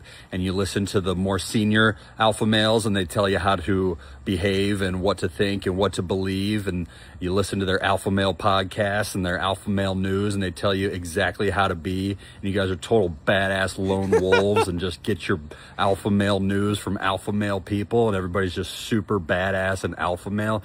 Man, I wish I could do it. But unfortunately, I just have too much of a fragile constitution. But man, if I could just be an alpha male and fit in with all the other alpha males and just do exactly what the alpha male lead, the upper echelon alpha males would tell me to do, God, that'd be so badass. But you alpha males make it look so sick, dude. You guys are so alpha. Oh God, I'm so jelly. You guys are awesome. And I'm just jelly of you, really. And that's why I think I make these videos, because I'm jelly of the alpha males, and the alpha males that are able to just assimilate to alpha male culture, you know? I'm just jealous. That's the answer. I wish I could. Okay, I'm sorry. I just thought that was so funny. Mike's saying with the other one, I mean the mansplainers. Oh yeah, Dr. Baskerville and a male spaces. So you were on their show today. Okay, so I'll definitely watch that. Yeah, so shout out to the alpha males out there. I'm an alpha male. I can do this. Let me just see here real quick. The mansplainers. Okay. Oh yeah, Dr. Baskerville. Well, it's also on Male Spaces channel too. I think it's kind of a collab. Here we go. Shout out to a Male Space, man. I appreciate. Wait, has it been posted yet, or? Okay, yeah. Oh, that's so cool, man. Yeah. Okay. I think I liked this one already, but I haven't had a chance to listen to it yet. Yeah, I did like it. Who am I not subscribed? Oh, I'm not subscribed to you? I'm sorry, Michael. Okay, we're there. Okay, yeah, man. So, yeah, you guys got to check this out. Let me just put the link in the chat for you guys. Paste. Okay. All right, yeah. So, real quick, reminder, the person who proposed the concept of alpha male eventually figured out it wasn't applicable to humans and spent the rest of his life saying he was wrong, but they ignored him, LOL. Oh, yeah, I think that's the study on the wolves. Oh, man. That's funny. Yeah, okay. All right, guys. Man, I wish I could keep going, but to be honest, man, I'm kind of tired.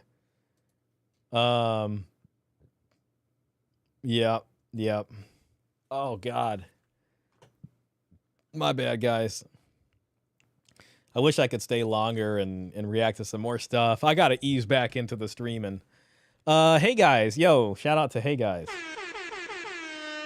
I can see why people are against no fault. Divorced, but my ex-wife divorced me, and as painful as it was, turned out to be a good thing. Now I can parent my son in a logical, rational way. The heck was that? I think moving my mic made a sound. I'll take a look, Michael. Awesome. Okay, we got the law here shared from Oikophobic. Okay, it looks like there's a lot there. This law is intended to sanction paternity fraud in order to guarantee the right to biological truth, good faith, and legal certainty. I think I did look at a part of that when you posted in. It might be even kind of similar. The heck, I can't. It might even be similar to, dang it. It's not letting me scroll. Okay, here we go. Thanks for sharing that. I will have to look at it closer. My ex-wife has a cluster B personality disorder. Only after divorce that I realized how miserable my life was and the life of my kid. Well, I appreciate you sharing that, you know, and really you're putting out a reason for maybe why it's good to have a way out, especially in a situation like that. Okay, let me just go ahead and get some music going on here. This one's for Mr. Pitt. Oh my gosh, guys. I'm glad I got tomorrow off. We still got more to do, man. That's the truth. There's a lot that needs to be done. Yo, Geo for show. Thanks for the $4.99, man. I appreciate that. I'd like to see the Red Pill Manosphere spaces provide viable solutions for men on dating, relationships, and legacy. I think Coach Greg's is the only one. He's definitely been doing an amazing job, man. I mean, I really appreciated his last episode on the Manosphere, because he points out a lot, like he did such a good breakdown of the development of the Manosphere and kind of what other creators have oriented their content around and what it serves. It's really a good one to check out. Appreciate it, Ton. You're doing awesome workshop. Thank you, Oikophobic. I do appreciate that. I really do. Gio, check out my show today. W track. It is a W track. This is such a good track. This is a Gold Pill classic right here. Dan the Man, I gotta listen to your video. Okay. Oh my gosh.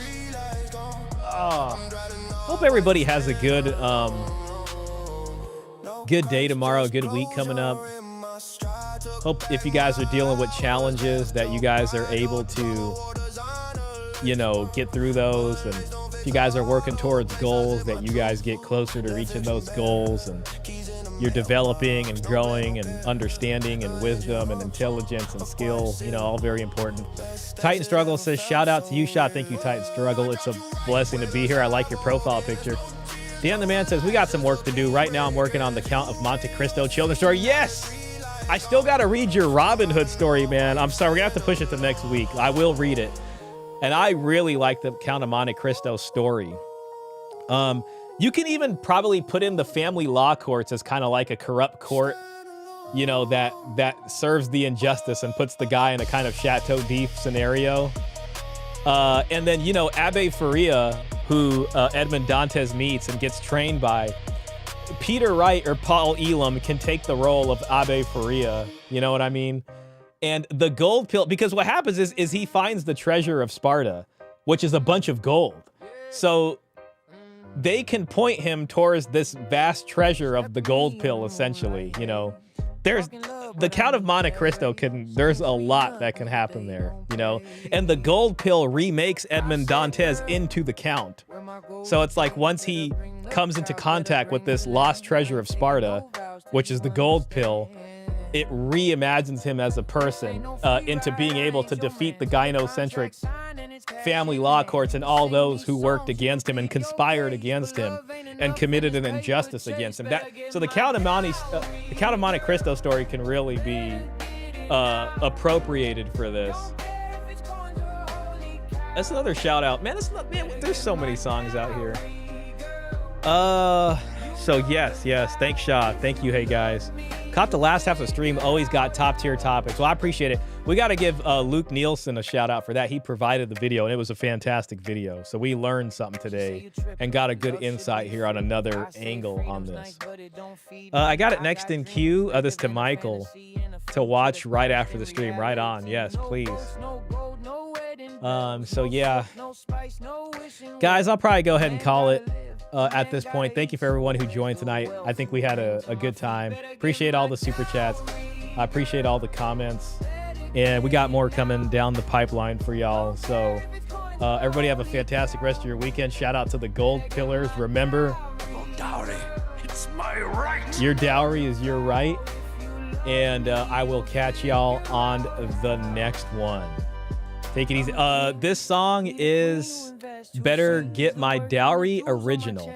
This is Better Get My Dowry Original right here on the Shah Squad. I'll go ahead and put the link in the chat for you so you can obtain that before I close the stream down. Good night, everyone. Good night, Oikophobic. Good night, everybody.